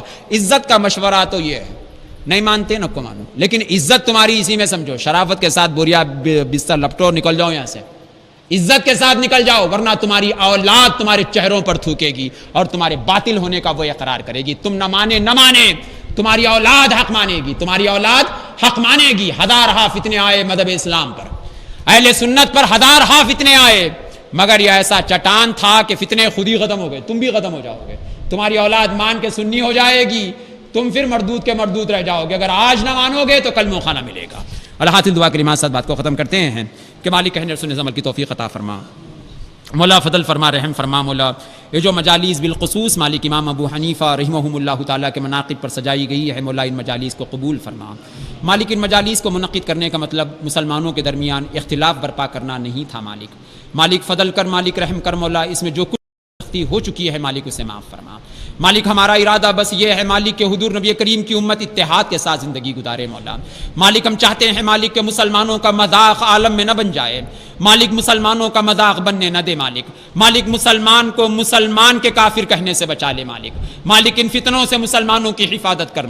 مالک فضل کر، مولا رحم کر۔ مالک کے جو باطل فتنے اٹھتے ہیں مالک مسلمانوں کو کافروں کے سامنے شرمندہ کرتے ہیں، مولا مسلمانوں کی تلواروں کو مسلمانوں کے مقابلے میں اٹھواتے ہیں، مالک فضل کر، رحم کر۔ مالک ان زندیق کافروں سے ہماری حفاظت کر۔ مالک ان زندیق منافقین سے ہماری حفاظت کر۔ مالک مسلمان نسل کو صحیح راستے پر قائم رکھ۔ مالک فضل کر، رحم کر۔ مالک احسان فرما، مولا ہمیں گمراہی سے بچا۔ مالک ہماری اولاد کو گمراہی سے بچا، مولا ہماری نسلوں کو گمراہی سے بچا، مولا ہمارے والدین کو گمراہی سے بچا، مولا ہماری عورتوں کو گمراہی سے بچا، مولا مالک فضل کر، رحم کر۔ مالک ہمیں ان لوگوں کے راستے پر چلا، مولا جن پر کہ تیرا انعام ہوا، مولا جو کہ صدیقین میں سے ہے، جو کہ شہداء میں سے ہے، جو کہ صالحین میں سے ہے، مالک جو کہ تیرے اولیاء میں سے ہے، مولا ان میں ہمارا شمار فرما۔ مالک تا دم حیات ان سے ہمیں وابستہ رکھ۔